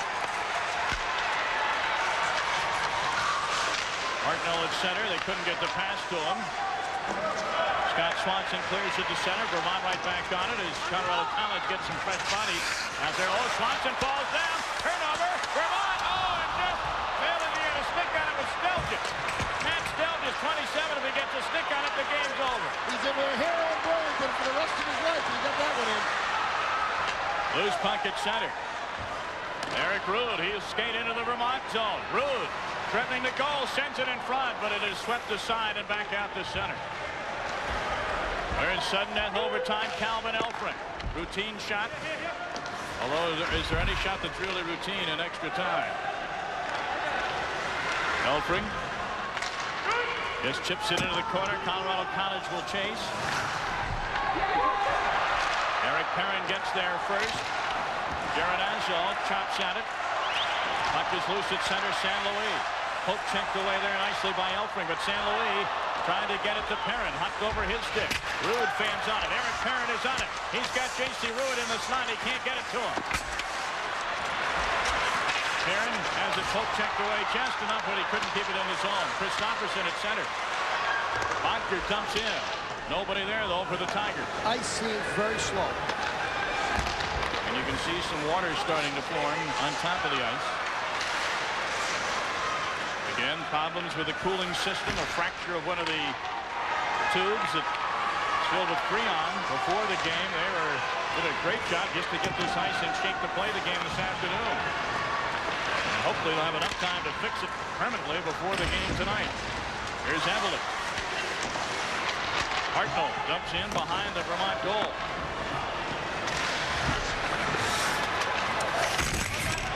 John Sword gets it up the center. This is Evelyn. Evelyn, Lavoie going down the slot. Evelyn fighting off there by Swanson, who takes him hard into the boards. Lavoie poke takes it back to the point. Shot by Johnson. Save. Rebound in front. A rare rebound and no Catamount there to poke it in. Now McNeil. McNeil bounds into the corner. Remical is on it, falls down of his own volition. Geronazzo there to help out. Comes away with it into the slot. And Schmidt couldn't get a good stick on it. Tanberg, TJ Tanberg at the blue line, took it out, brought it back in. Offside, Colorado coming. 15:57 remains of the first overtime. Colorado College and Vermont tied up at 3. Game tied by Phil Eberle, his 9th goal of the season, tied at 3-3 at 15:23 of the third period after Bryan Swanson had given Colorado College a 3-2 lead at the beginning of the period, 3:09. You see the Catamounts have had the better of the scoring chances. In fact, they've had the only scoring chances, 2-0 in the sudden death overtime as Tanberg jumps in for CC. Puck bounds up in the air. Off the stick of Geronazzo. McKell for Vermont. Off the boards, gets it up to number 27, Stelgis. Ahead to Jason Hamilton, but too far ahead. Now Stelgis dumps in for Vermont. Colorado College is right there in the person of Tanberg, and he'll skate to center and dump in the other way. And a whistle stops play with 15:28 to go. Icing the call on Colorado College, and these are the kind of things you can't have happen in OT. Yeah, you don't want to have that kind of unnecessary face-off at your own end. But once again, as we said, coming into this period, Colorado College had been winning these in-zone face-offs 9-1 in the third period on in-zone face-offs. So Vermont here with an opportunity, 15:28, and they've got the line on Ruud, San Luis, and Perrin. Perrin will take the face-off.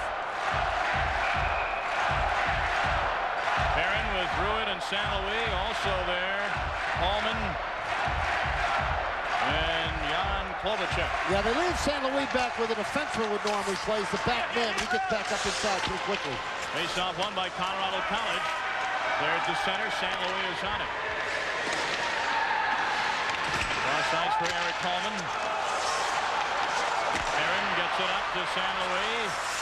San Luis, nobody home. Ruud was held up. Now Perrin keeps it in. Tries to dump to the corner, but back out again by Stuart Barker of Colorado College.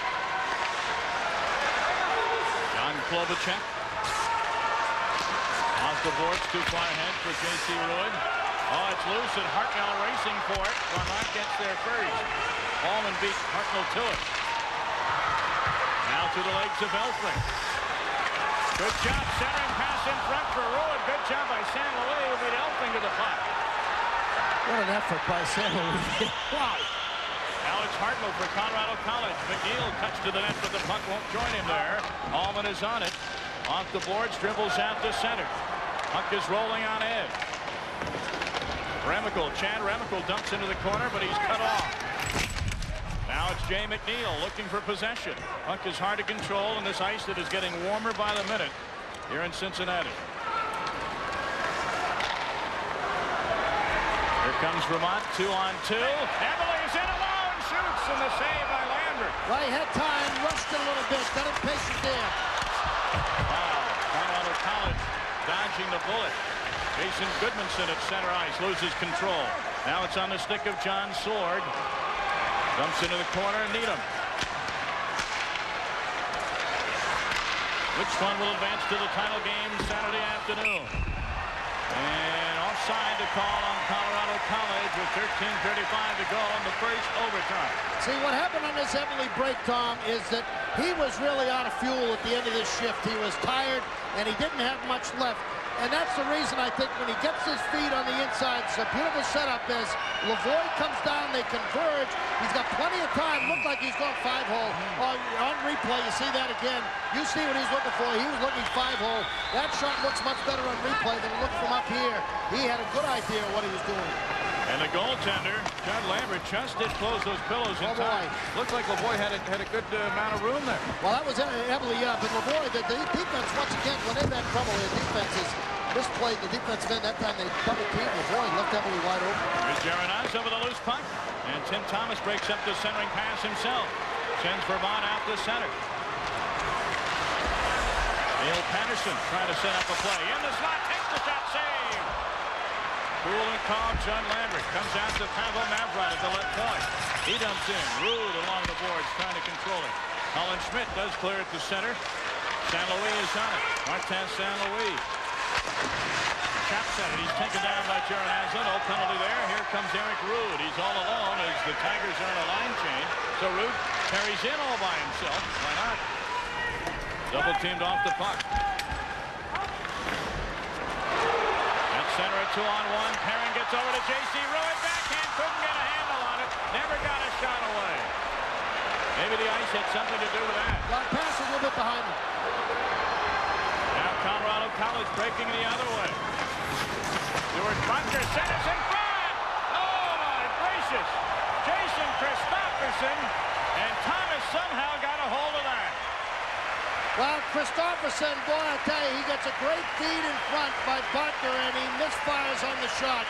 He'll be seeing this one in his sleep. The senior out of Burnsville, Minnesota, has a great opportunity. Butler just carries the puck into the zone. A dandy play by him. Feeds it in front, and he just whiffs on the shot. Just that gets nothing on. A little trickler toward Thomas, and he puts it away. Lambert on the inside, Lambert on the inside. This is a feed over to Ruud. See, the pass is behind him. Never really gets control of the puck off the stick. A little bouncer as he had to reach way back to get it. I think he was pulling a roll of front side. Remical wins another key faceoff. McNeil just can't quite gain control. Hallman was on his back. Remical. Hartnell is on it now. Chad Hartnell doing some nice board work for Colorado College. Hartnell in the corner. Looking to center on the backhand. He's tied up nicely. Taken down by Klobuchar. Now comes all the way out to center. Swanson has to get by him. Vermont, the ice is really getting soft now. You can see the water starting to build up from the cool problems we had earlier in the afternoon. Klobuchar for Vermont.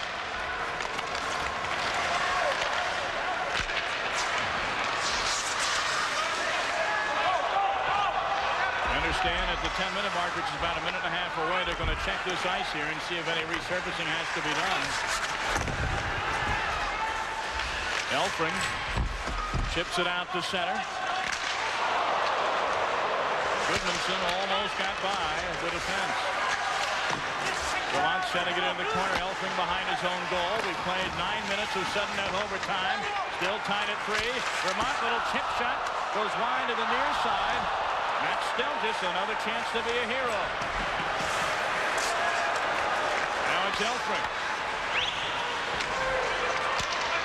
Eric Ruud for Colorado College. Loose stick at center.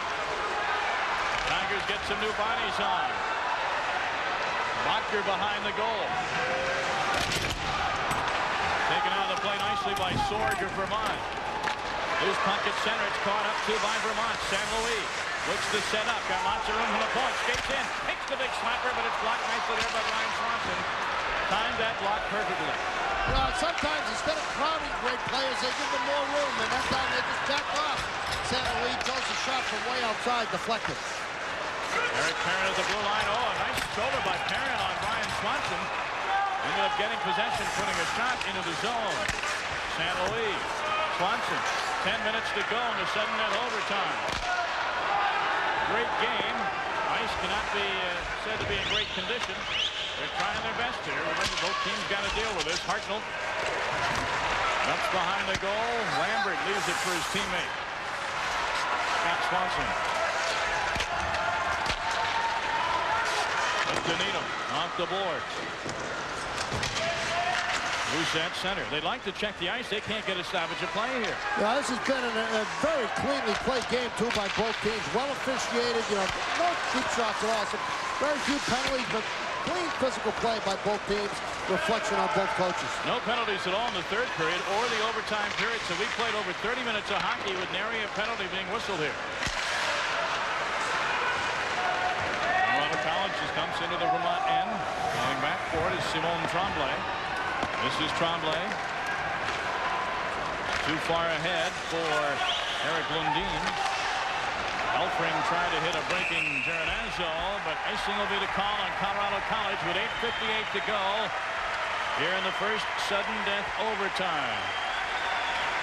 And a reminder, Saturday afternoon at 1 p.m. Eastern. It's 10 a.m. Saturday morning. It's the championship game of college hockey. You'll see it live here from Riverfront Coliseum. That's at 1 p.m. Eastern, 10 a.m. Pacific time. The winner of this game against the winner of tonight's other semifinal between Michigan and Boston University. Face-off will be deep in the Colorado College zone. And this is where the Tigers' face-off superiority really helps them out. Well, as we said, coming into this third period, the overtime period in the third, they had won faceoffs at a 9-to-1 rate. Jason Hamilton wins this one. Stell just trying to get a shot away, but Colin Schmidt denied that. Goes back out to center ice. Geronazzo on the right boards. Tigers just dump it into the Vermont zone. Povacek, he'll lug it out to center. That puck, it's hard to keep it flat now. With the ice the way it is, Povacek does so. Povacek down the slot. Can't get a shot away. And on it is Jason Hamilton. Back to the point. Oh, and off the stick of the defenseman, or the forward, Stelgis, who is back at the right point.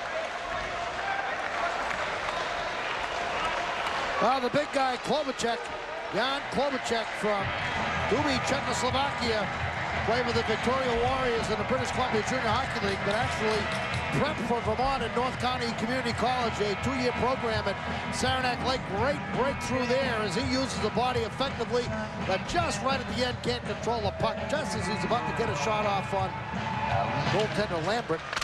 Young Lambert and Tim Thomas both have played superbly. Absolutely. Play is back on. Christopherson of Colorado College dumps to the corner to the left, and that'll be an icing call. Did it right in front of linesman Jones. I mean, he can't be any closer to the play.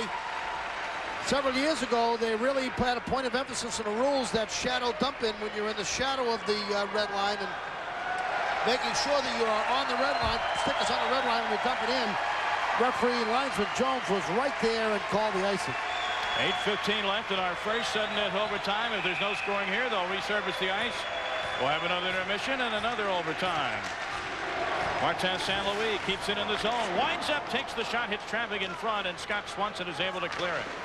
And St. Louis winds up that stick. He looks like a rifleman. He really has an exaggerated windup when he lets the slap shot go. J.C. Ruitt trying to clear the Vermont end. Finally does so. Eric Perrin sends in. Scott Swanson. He and San Luis tie each other up. Boy, fatigue's a factor here. This ice surface is slow. Guys are really struggling skating. The ice is soft. It's hard anyway. You add to that the fatigue factor over 3 periods of hockey, and you've got slower shifts and shorter shifts coming into play. Well, hard or soft, it's hard for me, but for the good players, the soft ice is tough. Scott Swanson chips out of the zone. Right in the hands, though, of Pavel Navrat of Vermont. Needham just knocks it down in for some fresh bodies. Navrat is on it for Vermont. Eberle at center, wheels around. Remical almost took it away from him. Now it's Eberle at center again. Eberle, the reason we're here in overtime. McNeil takes him down. Crowd wanted a penalty, but it is overtime. Well, they're not going to call that kind of penalty, I don't believe, at center zone. Had he been going toward the net with the puck with a scoring chance, maybe so. Thomas stops it for his defense. Eberle can't control it along the boards. Now does and sweeps it off the glass to center. Under 7 minutes to go in the first sudden net overtime. Elfring. Rude dumps in. And the changes come at a quicker pace here in OT, especially with slow ice.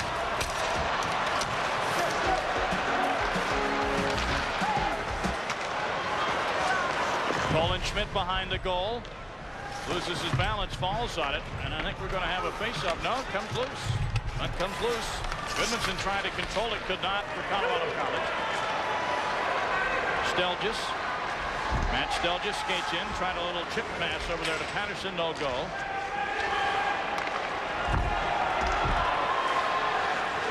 Colin Schmidt gets around his man, gets a return pass. Schmidt takes a shot, saved by Thomas. Routinely gloves it, hangs on for a face-off with 5:50 to go in the first sudden net overtime. Reminder, hoop fans, women's Final Four action exclusively on ESPN. National Semifinal Game 1 tomorrow, 7 Eastern Time. UConn defending champs against Tennessee. Number 2, Georgia and Stanford at 9 Eastern Time. And don't forget the national title game of the NCAA Women's Championship. Prime time in the East Coast, 6:30 Eastern, 3:30 Pacific. Live from the Beehive in Charlotte, North Carolina. 5:50 to go in the overtime here. First semifinal game, Colorado College and Vermont tied at 3. A shot from the blue line by Scott Swanson, and it ends up down the other end of the ice. Those are the ones you worry about. You know, those in-zone face-off, puck comes back out to the point. Swanson gets it, doesn't throw much on net. You know, a little flipper on net. But there again, it comes through traffic. Thomas has some difficulty controlling the rebound. You know, anything can happen in these in-zone face-offs. So often, it's the in-zone face-off breakdown that kills you. That's why it becomes crucial as the game goes on. It's crucial anyway, but crucial as the game goes on to win in-zone face-offs, particularly in your own end in overtime. And again, a reminder, they had some problems with the ice before this game today, and it's really starting to show up now. The temperature is rising beneath this floor here at the Riverfront Coliseum. They don't have a chance to permanently repair it till after this game. The longer this game goes, the worse the condition of the ice is going to get. Swanson skates to center. He'll dump in. Holland is back for Vermont around the boards. Gets it over to Klobuchar. Oh, turnover in the corner. The centering pass by Christopherson. And a whistle for a hand pass, I believe. Yeah, that was a nifty piece of forechecking by Jason Christopherson, the senior out of Burnsville, Minnesota. He just took a puck right away from Jan Klobuchar. Fed that pass out to the front of the net. Any kind of breakdown like that could be the kind of breakdown that ends this hockey game. 5:08 remaining in the first overtime. Puck's going behind the goal line. Holman's going to throw it back to Klobuchar, and then there's just a great bump off Klobuchar by Christopherson. That's just an excellent play on the inside as he fed the pass to the front of the net. Play is on, and Calvin Elfring tries to dump in for Colorado College. Does so, but it causes an offside. Face off just outside the Vermont end. Did you do the Northern Michigan BU game? Yes, I did. And you and I did the Maine Michigan game. And I also did in '85 the 2 triple overtime semifinal games in Detroit where RPI ended up winning it. Unbelievable hockey when you get to the NCAA finals so often. It's that kind of hockey game. Here we are. Watch out. Oh, boy, that was dangerous. Well, Tim Thomas is in his own defenseman. John Sorg almost missed connection there. Well, what happens is Thomas, the puck's coming off the backboard. Thomas went to clear it to Sorg and missed it. Puck trickled in off his skate. Jonathan Sorg, out of Branchville, New Jersey, played his prep school hockey at Canterbury School. So he went to clear the puck to Sorg. Whoops, watch out. That results in a face-off to the left of Thomas. Wouldn't that have been an awful way to end the game? That would have been just terrible. Mercy. Remical and Eberle, pair of sevens on the face-off. Eberle wins it for Vermont. Klobuchar taken out of the puck. McNeil's laying there in the slot. They can't get it to him in time. Hartnell did a nice job, but got him the puck late. Back comes Vermont. And here is Eberle with a little room on the right wing. Now it closes off. Rude takes him out of the play. Hartnell goes to the corner. and falls down. Maybe due to the bad ice, you'll never know. Maybe due to fatigue. No, I just think he lost an edge there. Top of the circle, and the save by Lambert on the shot by Jason Hamilton. Well, Jason Hamilton snaps one off between the dot and the face-off circle. Sometimes those can be tricky because he's being defended in one-on-one situations. He's got a defender on him. As Hamilton comes in, you'll see the defender come over to make the play. Goaltender Lambert had a pretty good shot at that, but he snapped it off. And that shot upstairs is frequently difficult. You have to control it with the glove. Get it off the chest protector and let it drop into the glove. If you miss it, it drops right at your feet. That's a very, very difficult shot to control the rebound. Face off to the left of Lambert. And now here at center is Colorado College with some numbers. 3-on-2. Needham skates in, tries to center, gets it off. Oh my goodness, almost a winner by Geronazzo on a backhand. Here's Peter Geronazzo again. He's bodied off the play, and we're going to have a penalty. Penalty on Vermont. Simon Tremblay knocked Geronazzo hard into the boards behind the goal, and he will sit. Well, they're going to call that penalty. That's a charge. Against, not against Geronazzo, but a charge against Tremblay on Geronazzo. Referee Cole called it right away. He was right there. They're going to call those penalties when someone whacks you into the boards like that. You go head first into the glass on a charge. They're going to call it. Well, they get a good chance here. Bob Needham carries the puck into the zone, flips it in front. Geronazzo, ever dangerous, off the backhand, rolls it right in front of the net. Needham came back to the front, but couldn't convert on that loose puck. Now let's watch the play on Tremblay. That's a dangerous hit. That's a dangerous hit. He's complaining that I'm sure that he didn't put much of a hit on Geronazzo, but back turned to the boards with about 3 or 4 feet there. They're very, very dangerous play. You're gonna see that call not only at this level, but in the professional level as well. Should be even a more serious penalty, I think. Any kind of hit from behind should be a more serious penalty. Well, Vermont does the first thing they have to do. They get control of the faceoff and clear the zone. But now, with 3:54 and counting left in the OT, it is Colorado College on the power play. St. Louis has 6 short-handed goals. He's very, very dangerous in these kinds of situations. They feed it to him right away if they get control of the defensive end. Geronazzo to the left of the goal. Tries to get it back to Elfring at the point. He does. Shot saved by Thomas. And back comes Vermont. St. Louis trying to draw a penalty at center. No. Perrin is on him. He takes a shot high over the goal. And the Vermont partisans are really upset, but I don't think any penalty was called for there. Yeah, he has 3 short-handed goals. Perrin, between them, they have 9. Puck bouncing over the stick of Elfring, but Judd Lambert is there for Colorado College. Now here is number 9, Colin Schmidt. Schmidt on the backhand. Taken to the corner, wrapped up. Still a minute to go in the Vermont penalty. Simon Tremblay. Schmidt, top of the circle. Deflection in front there by Remical. Thomas held his ground, and Vermont will clear it.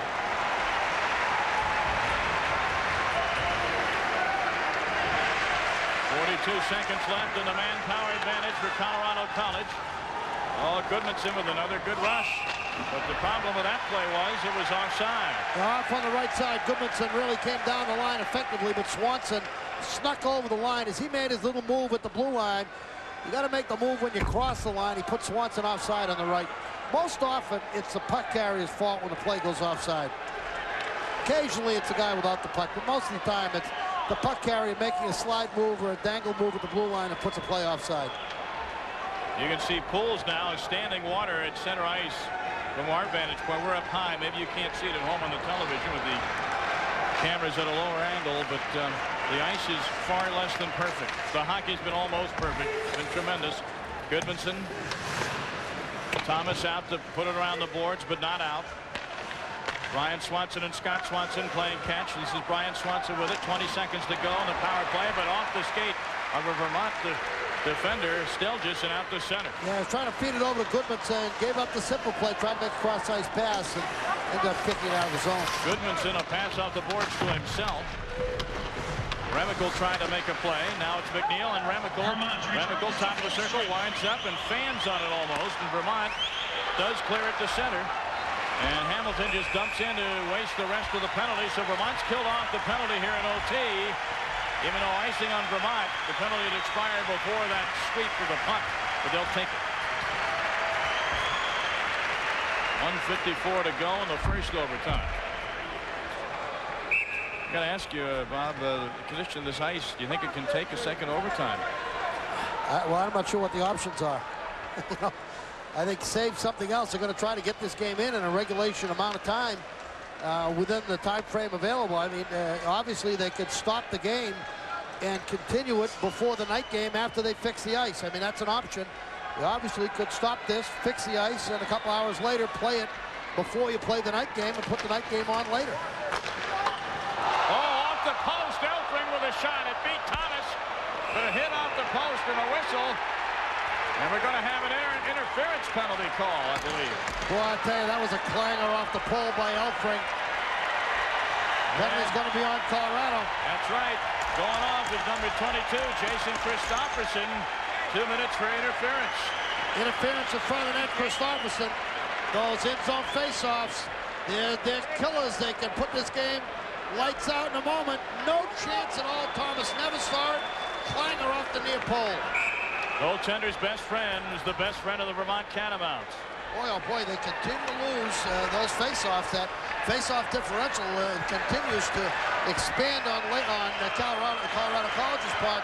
On the plus side, that one almost cost them a hockey game there. 1:47 to go in the first sudden death overtime from Cincinnati's Riverfront Coliseum. And with all the water on the ice, it resembles a river at times. Play's been pretty good, though, considering the conditions, Tom. We really haven't seen too many misplayed passes, which you might expect if the ice surface was a little shaky. Martez St. Louis as Vermont has its power play unit on. What will happen here? St. Louis in the corner, looking to center. Whirls around again. St. Louis top of the circle, trying to center. Ends up on the stick of Bryan Swanson. He'll clear it. Remember, this penalty will bleed over into the very beginning of the second OT if it comes to that. Vermont did not have a very effective power play on their last power play opportunity. And Colorado College is starting this one off just as well. Yeah, Rude easily intercepts a pass at the blue line, just dumps it down. Go ahead. And here comes Eric Perrin for Vermont. Perrin trying to get around Jay McNeil. Scott Swanson does a nice job sweeping it back to center, just breaking up the play. A minute to go in the first overtime. Klobuchar forced to wheel around at center, fans on it. Remical lets it go. Now back to Klobuchar. 1 minute to go in the penalty. Vermont turnover at center, shorthanded Remical. Why not? Takes the shot, deflects off the stick of Klobuchar.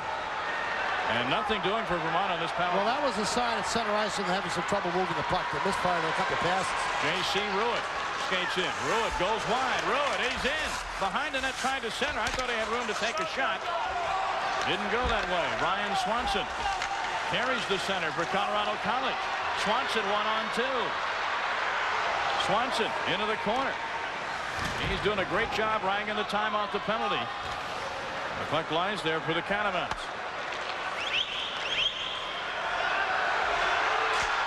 Ruitt, long shot from center, actually deflected off a defender's stick, but Judd Lambert was there and ready for it, and the fourth period has come to an end here at the Riverfront Coliseum.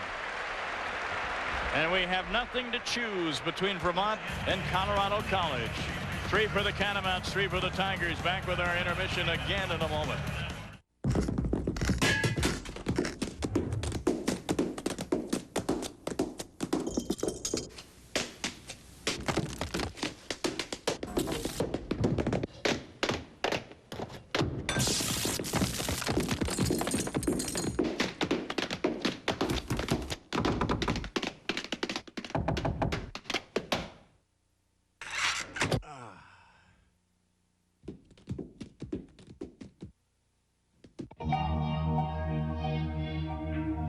I thought I was running away, but I was just running through the night, into the light. All I could see was you. No beginning, no end. Escape. Calvin Klein. A friend of mine told me, try America Online. I said, why? I've got a computer. He said, try it. You'll see. It's simple. Every time you sign on, welcome. It tells you if you've got mail. You've got mail. Want to send some email? Type the message. Click here, and it's done. I like this. With one click, I can browse all kinds of great features on America Online. I've gotten help with my golf swing, planned my next vacation. I even get stock price updates every 15 minutes. America Online has over 100 newspapers and magazines, everything from Business Week Online to Cycle World, and I can browse them all. With America Online, you can point and click your way across the internet. And their web browser makes it easy to explore the World Wide Web. Call the toll-free number and you'll receive your free startup kit and 15 free hours to look around. It's worth a try. You'll see. To try America Online free, call 1-800-642-7400. You'll receive your America Online Startup Kit and now 15 hours free your first month. Call now. We're back here live in Cincinnati. Those of you tuning in to watch LPGA golf, the first round coverage from the Dinah Shore Classic. We're going to be back here in a moment for the second sudden-death overtime, but we're running into golf time, and while we have a few moments, it's time for an update from the Dinah Shore. Let's go out to our colleague Brent Musburger. Brent? Tom, the weather is absolutely gorgeous here in Rancho Mirage, California. You're looking down from the Goodyear blimp on the Mission Hills Country Club, and you can see our grand setting here at the Dinah Shore Tournament Course. This is the first major tournament of the year for the LPGA. Welcome, everybody. I'm Brent Musburger. We've had some sparkling golf, and you've had some outstanding college hockey being played right now, too. You know, last year, the player of the year on the LPGA circuit and the leading money winner, not only here but over in Europe, was a young Swedish star, Annika Sorenstam. She was at it again. She started on the back nine, so here on the ninth, this was her 18th hole of the day, eyeing a birdie putt for the lead. Amy Alcott took an early lead. And this was Annika now for the lead here in the Nabisco Dinah Shore.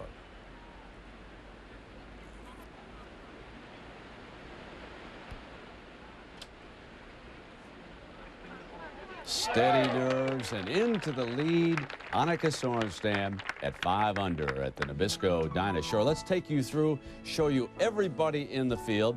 Amy Alcott just one victory away from a place in the LPGA Hall of Fame. Hollis Stacy, another of the veterans, off to a solid start, as is Julie Inkster at 2 under par. And here we can see that Patty Sheehan wound up with a 71. Meg Mallon, a winner earlier this year, she too under par with a 71 today. Alice Ritzman. Laura Davies had a very disappointing finish. She was playing very well, then she bunkered her shot at 17, a double bogey there. She wound up at level par for the day. Helen Alfredson, former winner here at the Nabisco Dinah Shore. She's level par. Nancy Lopez bogeyed 18, and as soon as she finished a round, she just retreated right over to the putting green to see if she can correct whatever problem she encountered out there. Big Mama Joanne Carner is out there. She's 1 over par right now through 11. Liselott Neumann struggling a bit today. Sandra Palmer, she had quite a following here in the desert, winding up at 73 for the day. Susie Redmond also 1 over par. Here's some familiar names. Donna Andrews, she won here a few years ago, 2 over for the day, along with former winner Betsy King. Jan Stevenson also at 2 over for the day. The wind picked up a little bit for these women golfers, and now it has settled back down, and like I said, conditions absolutely ideal. But those with the early tee times had a bit of an advantage. Amy Alcott telling us in an interview that she played very, very well. She did not bogey a hole until near the end of a round. Brandy Burton still struggling a bit with her game this year, is 3 over par, we note. Dale Egling, who usually plays well here, 3 over par after the first round. Michelle McGann, a very disappointing opening round for her today. 4 over par, and you see there Nancy Bowen, the defender. She is 4 over through 14 right now.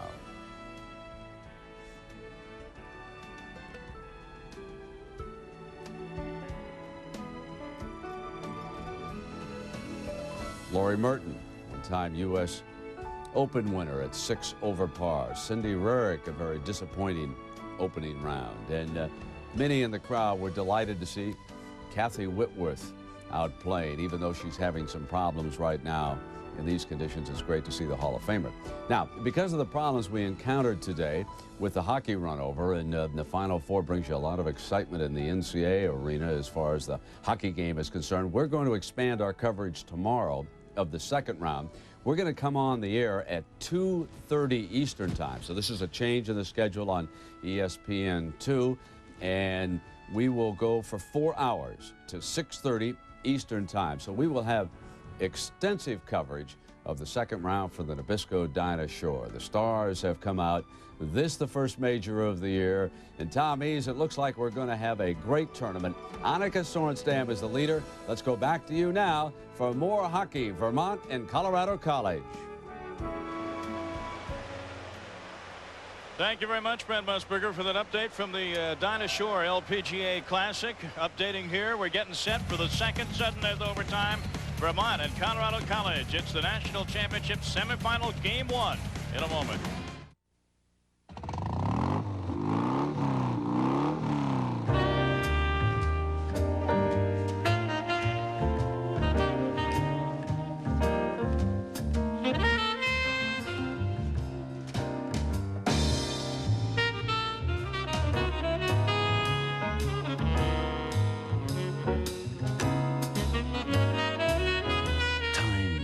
Tough. G-Shock. Casio.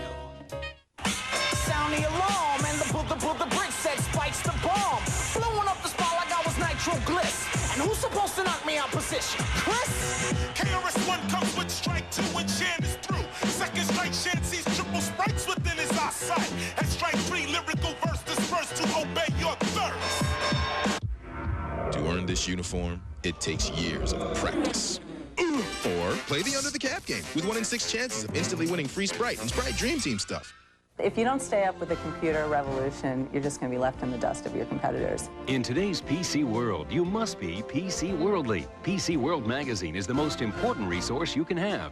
Having PC World is like having a classroom on computers in your briefcase. Call this number now to receive your first issue of PC World risk-free.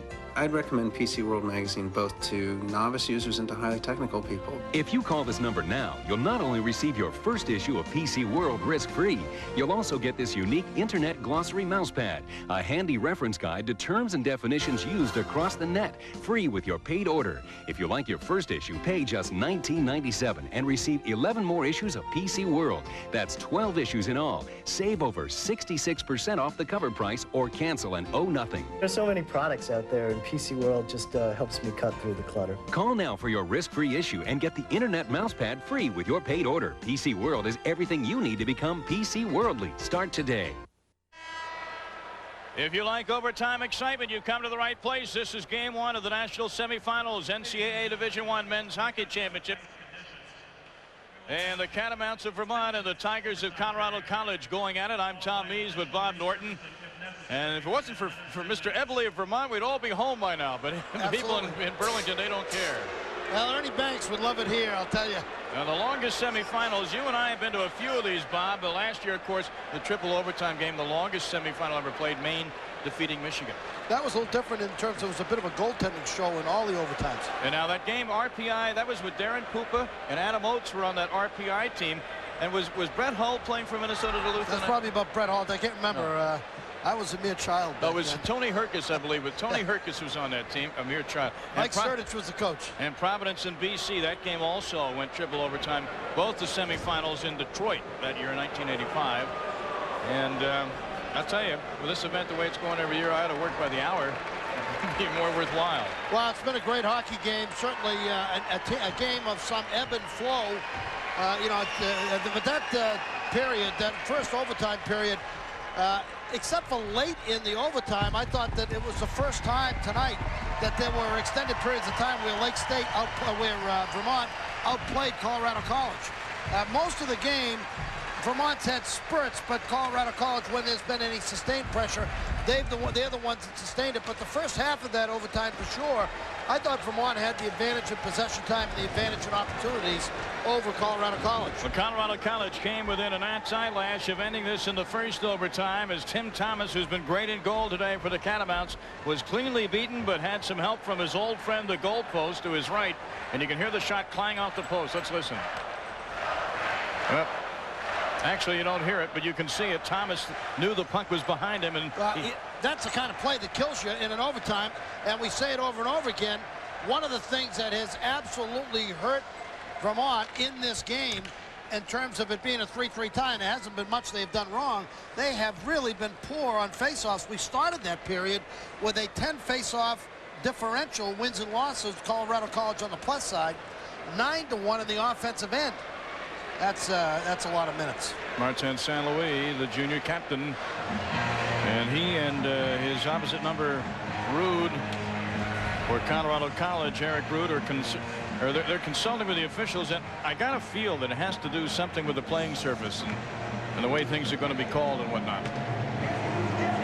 They're doing the best job they can here at Riverfront Coliseum. If you joined us late, we started this game a half hour late anyway because of a ruptured pipe that carries the brine and the freon that keeps the ice surface ice. And in order to get this game in at all, they had to stuff up that leak. And to do that, to keep it from leaking further, they had to turn basically the system off. So when we started this game, the temperature of the floor was 11 degrees Fahrenheit. And it had risen before the first overtime to like 22 degrees, and you got to figure it's warmer than that now, Bob. Well, you know, the officials skate on it. They know what the consistency of the ice surface is. You're talking about Frank Cole. I think he's recognized around the country. There may be some rinks that don't like him very much, but I think he's recognized around the country as one of the top referees in the country. Drew Taylor is an excellent referee. You've got the game in the hands of two of the best, certainly the highest rated officials in Hockey East, or they wouldn't be here. So, good hands.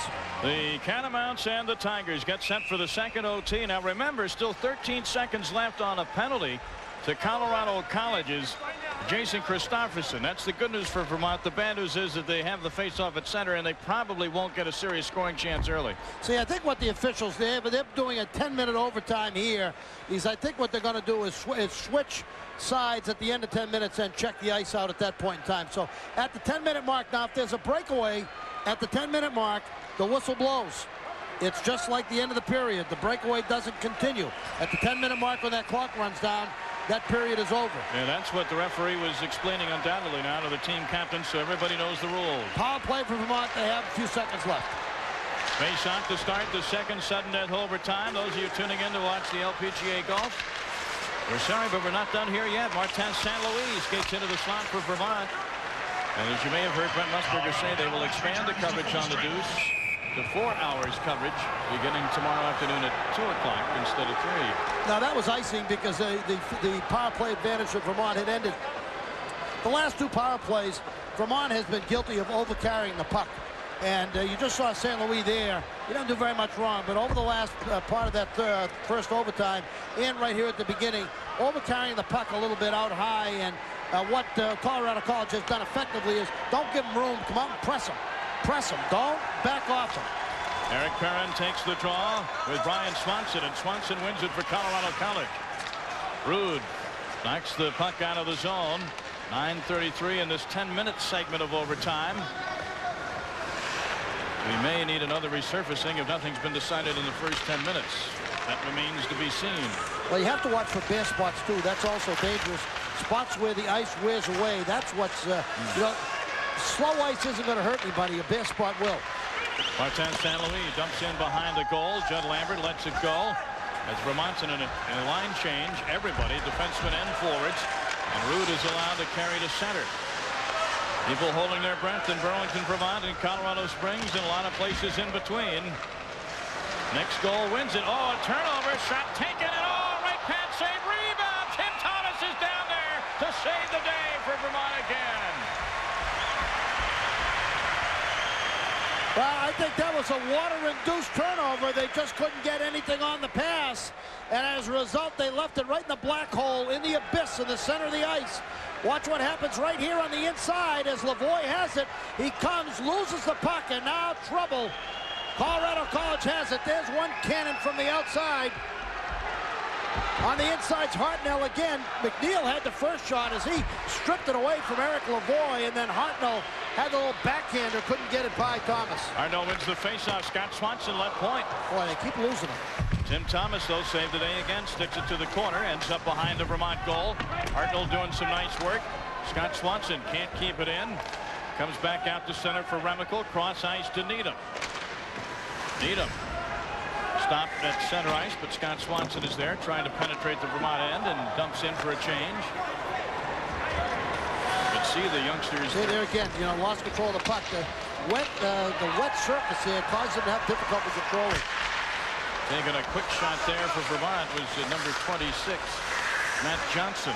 It's actually more trouble, Tom, trying to control the puck in this than it is to skate.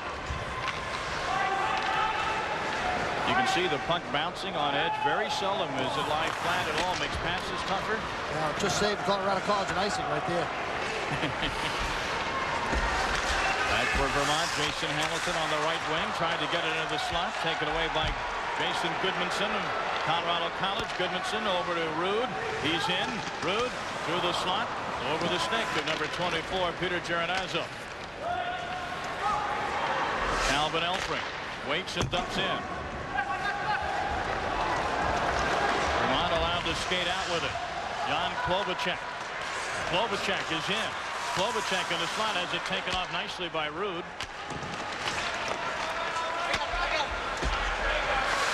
And Vermont goes for a change.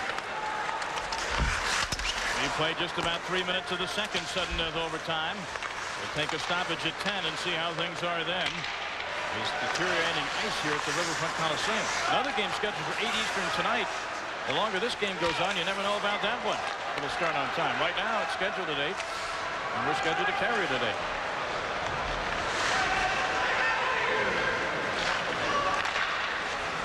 8. Catamounts of Vermont. Perrin up to J.C. Ruitt. Just can't control the puck.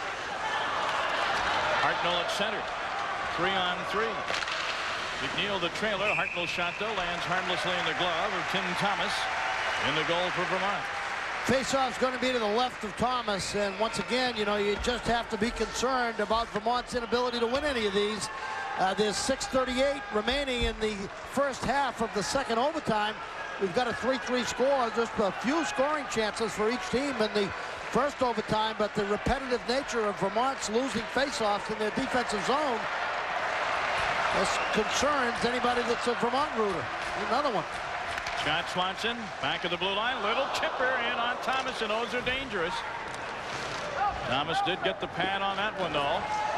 Vermont trying to skate out the center. Turnover. Remical. And the Catamounts regroup.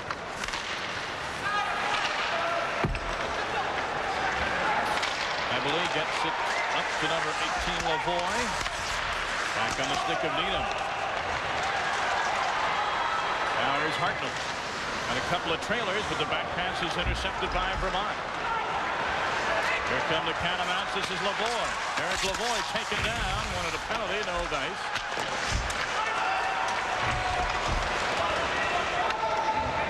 You only have to empty this building, and you have to have a new ticket for the 8 o'clock game. This is going to present all sorts of problems. It's great action.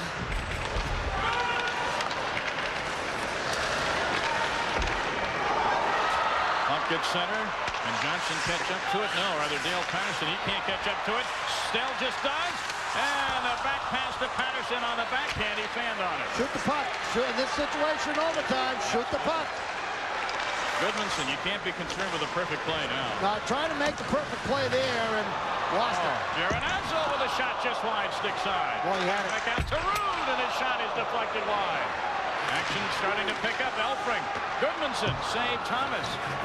Full ice press now, or full court press, if you will, by Colorado College. Really pressing the attack. And the puck is going to give him a penalty. John Soar gathering the puck underneath him. They say play on. That's right. He was going to get a penalty if he held on. Elfring dumps into the corner. Referee gave him a couple of chances. Sorg in the corner.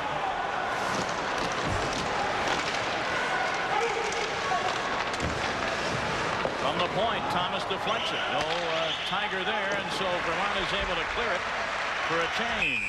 And this will be icing on the Catamounts. Face off in the Vermont end with 4:27 left in this 10-minute segment of the second overtime. Last 2 or 3 minutes have been all Colorado College. They've dominated Vermont. Vermont's looking as if they've gotten a little tired in this first half of the second overtime. They continue to lose face-offs, and Colorado College continues to get chances in their offensive end against the Catamounts. 4:27 remaining before the break at the halfway point. Face off in the Vermont end to the right of the goaltender Thomas. Bryan Swanson. Winner goes to the title game Saturday afternoon. Now here comes Eric Perrin. Bryan Swanson back checking nicely, takes the puck away from Perrin. I'll tell you, Colorado College done a nice job over the latter part of this, this first overtime in this period, controlling Perrin and St. Louis, and what they've done is they've pressed them whenever they've had the puck. They've crowded them. Vodker can't get a shot away. Ridden into the boards nicely by Klobuchar. Centering pass in front, intercepted by J.C. Ruin. Now Bryan Swanson at the right point for Colorado College. Shot never gets in on goal as Eric Coleman intercepts. And Eric Perrin leaves it for Klobuchar. Now J.C. Ruin dumps into the corner. Martin St. Louis goes for it, but offside the call at the Colorado College blue line. Well, we understand now that by time this is the second longest semifinal game ever played. 86-27 and counting. Remember that game last year? Seems as if just yesterday. Seems as if it was just yesterday. It might have been. The game went so long. Now the UVM fans getting into it on the right. And I bet you they're getting into it on the UVM campus. And they're getting into it at the Colorado College end at the left. 3:31 remaining in this first half of the second overtime. Here's Elfring. You know who loves these long games? The concessionaire. They love it. Jay McNeil whacks at it once, twice, and the shot doesn't get close to the goal. McNeil in the corner. It's sloppy going down there. Remical behind the Vermont goal. Picked up by Eric Lavoie eventually. Now it's Eberle. Trying to hit it to the corner, but intercepted by Elfring. Colorado College always seems to be in the right spot. Elfring, top of the circle.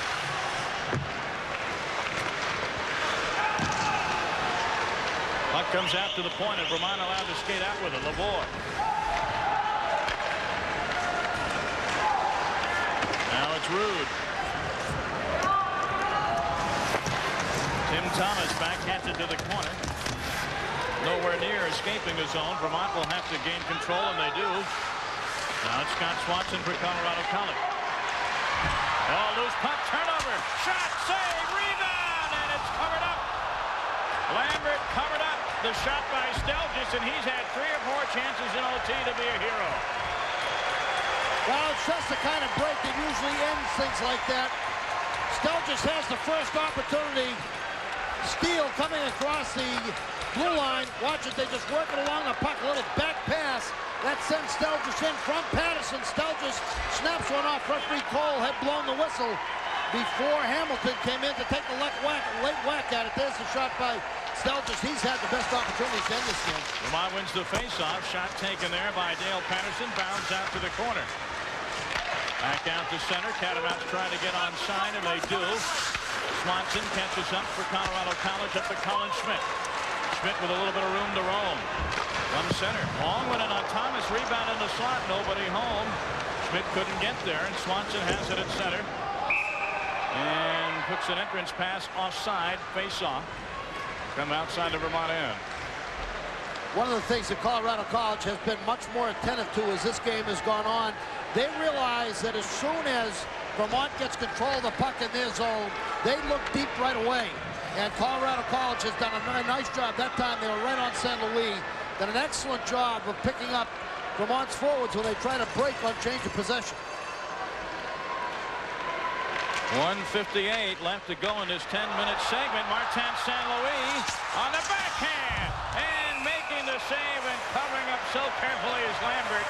That's also the kind of play that can end a game like this. Well, absolutely. You have to be very careful. Anytime you make any lateral pass in center zone, This is a lateral pass in center zone by Colorado College. You got Martin St. Louis hanging around in there.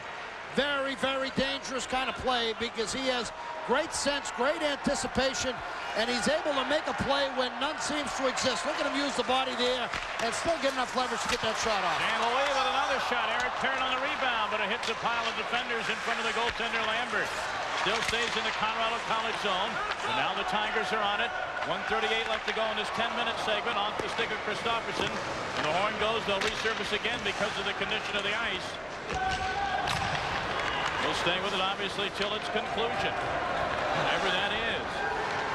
Lambert has it poke checked away by J.C. Ruitt. It is still onside, though. Bryan Swanson cuts in. Swanson looks to center, goes behind the goal. The best play he had there was a shot in the slot, and he chose not to take it. Ended up with no play. Gotta shoot, man. Gotta shoot. Well, that's particularly true in overtime. It's true all the time, but particularly true in overtime. He had one he could have hammered right to the top of the slot.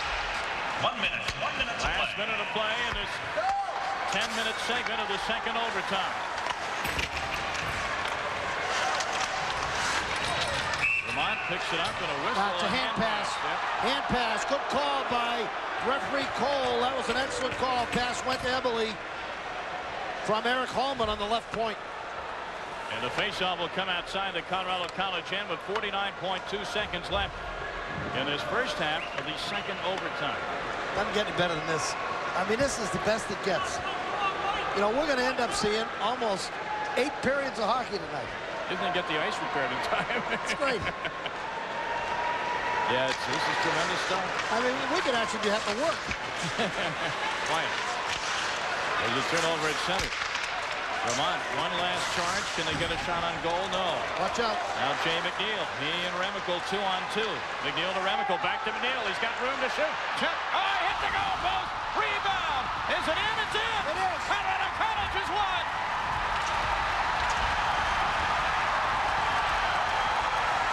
Referee Cole was right on the line.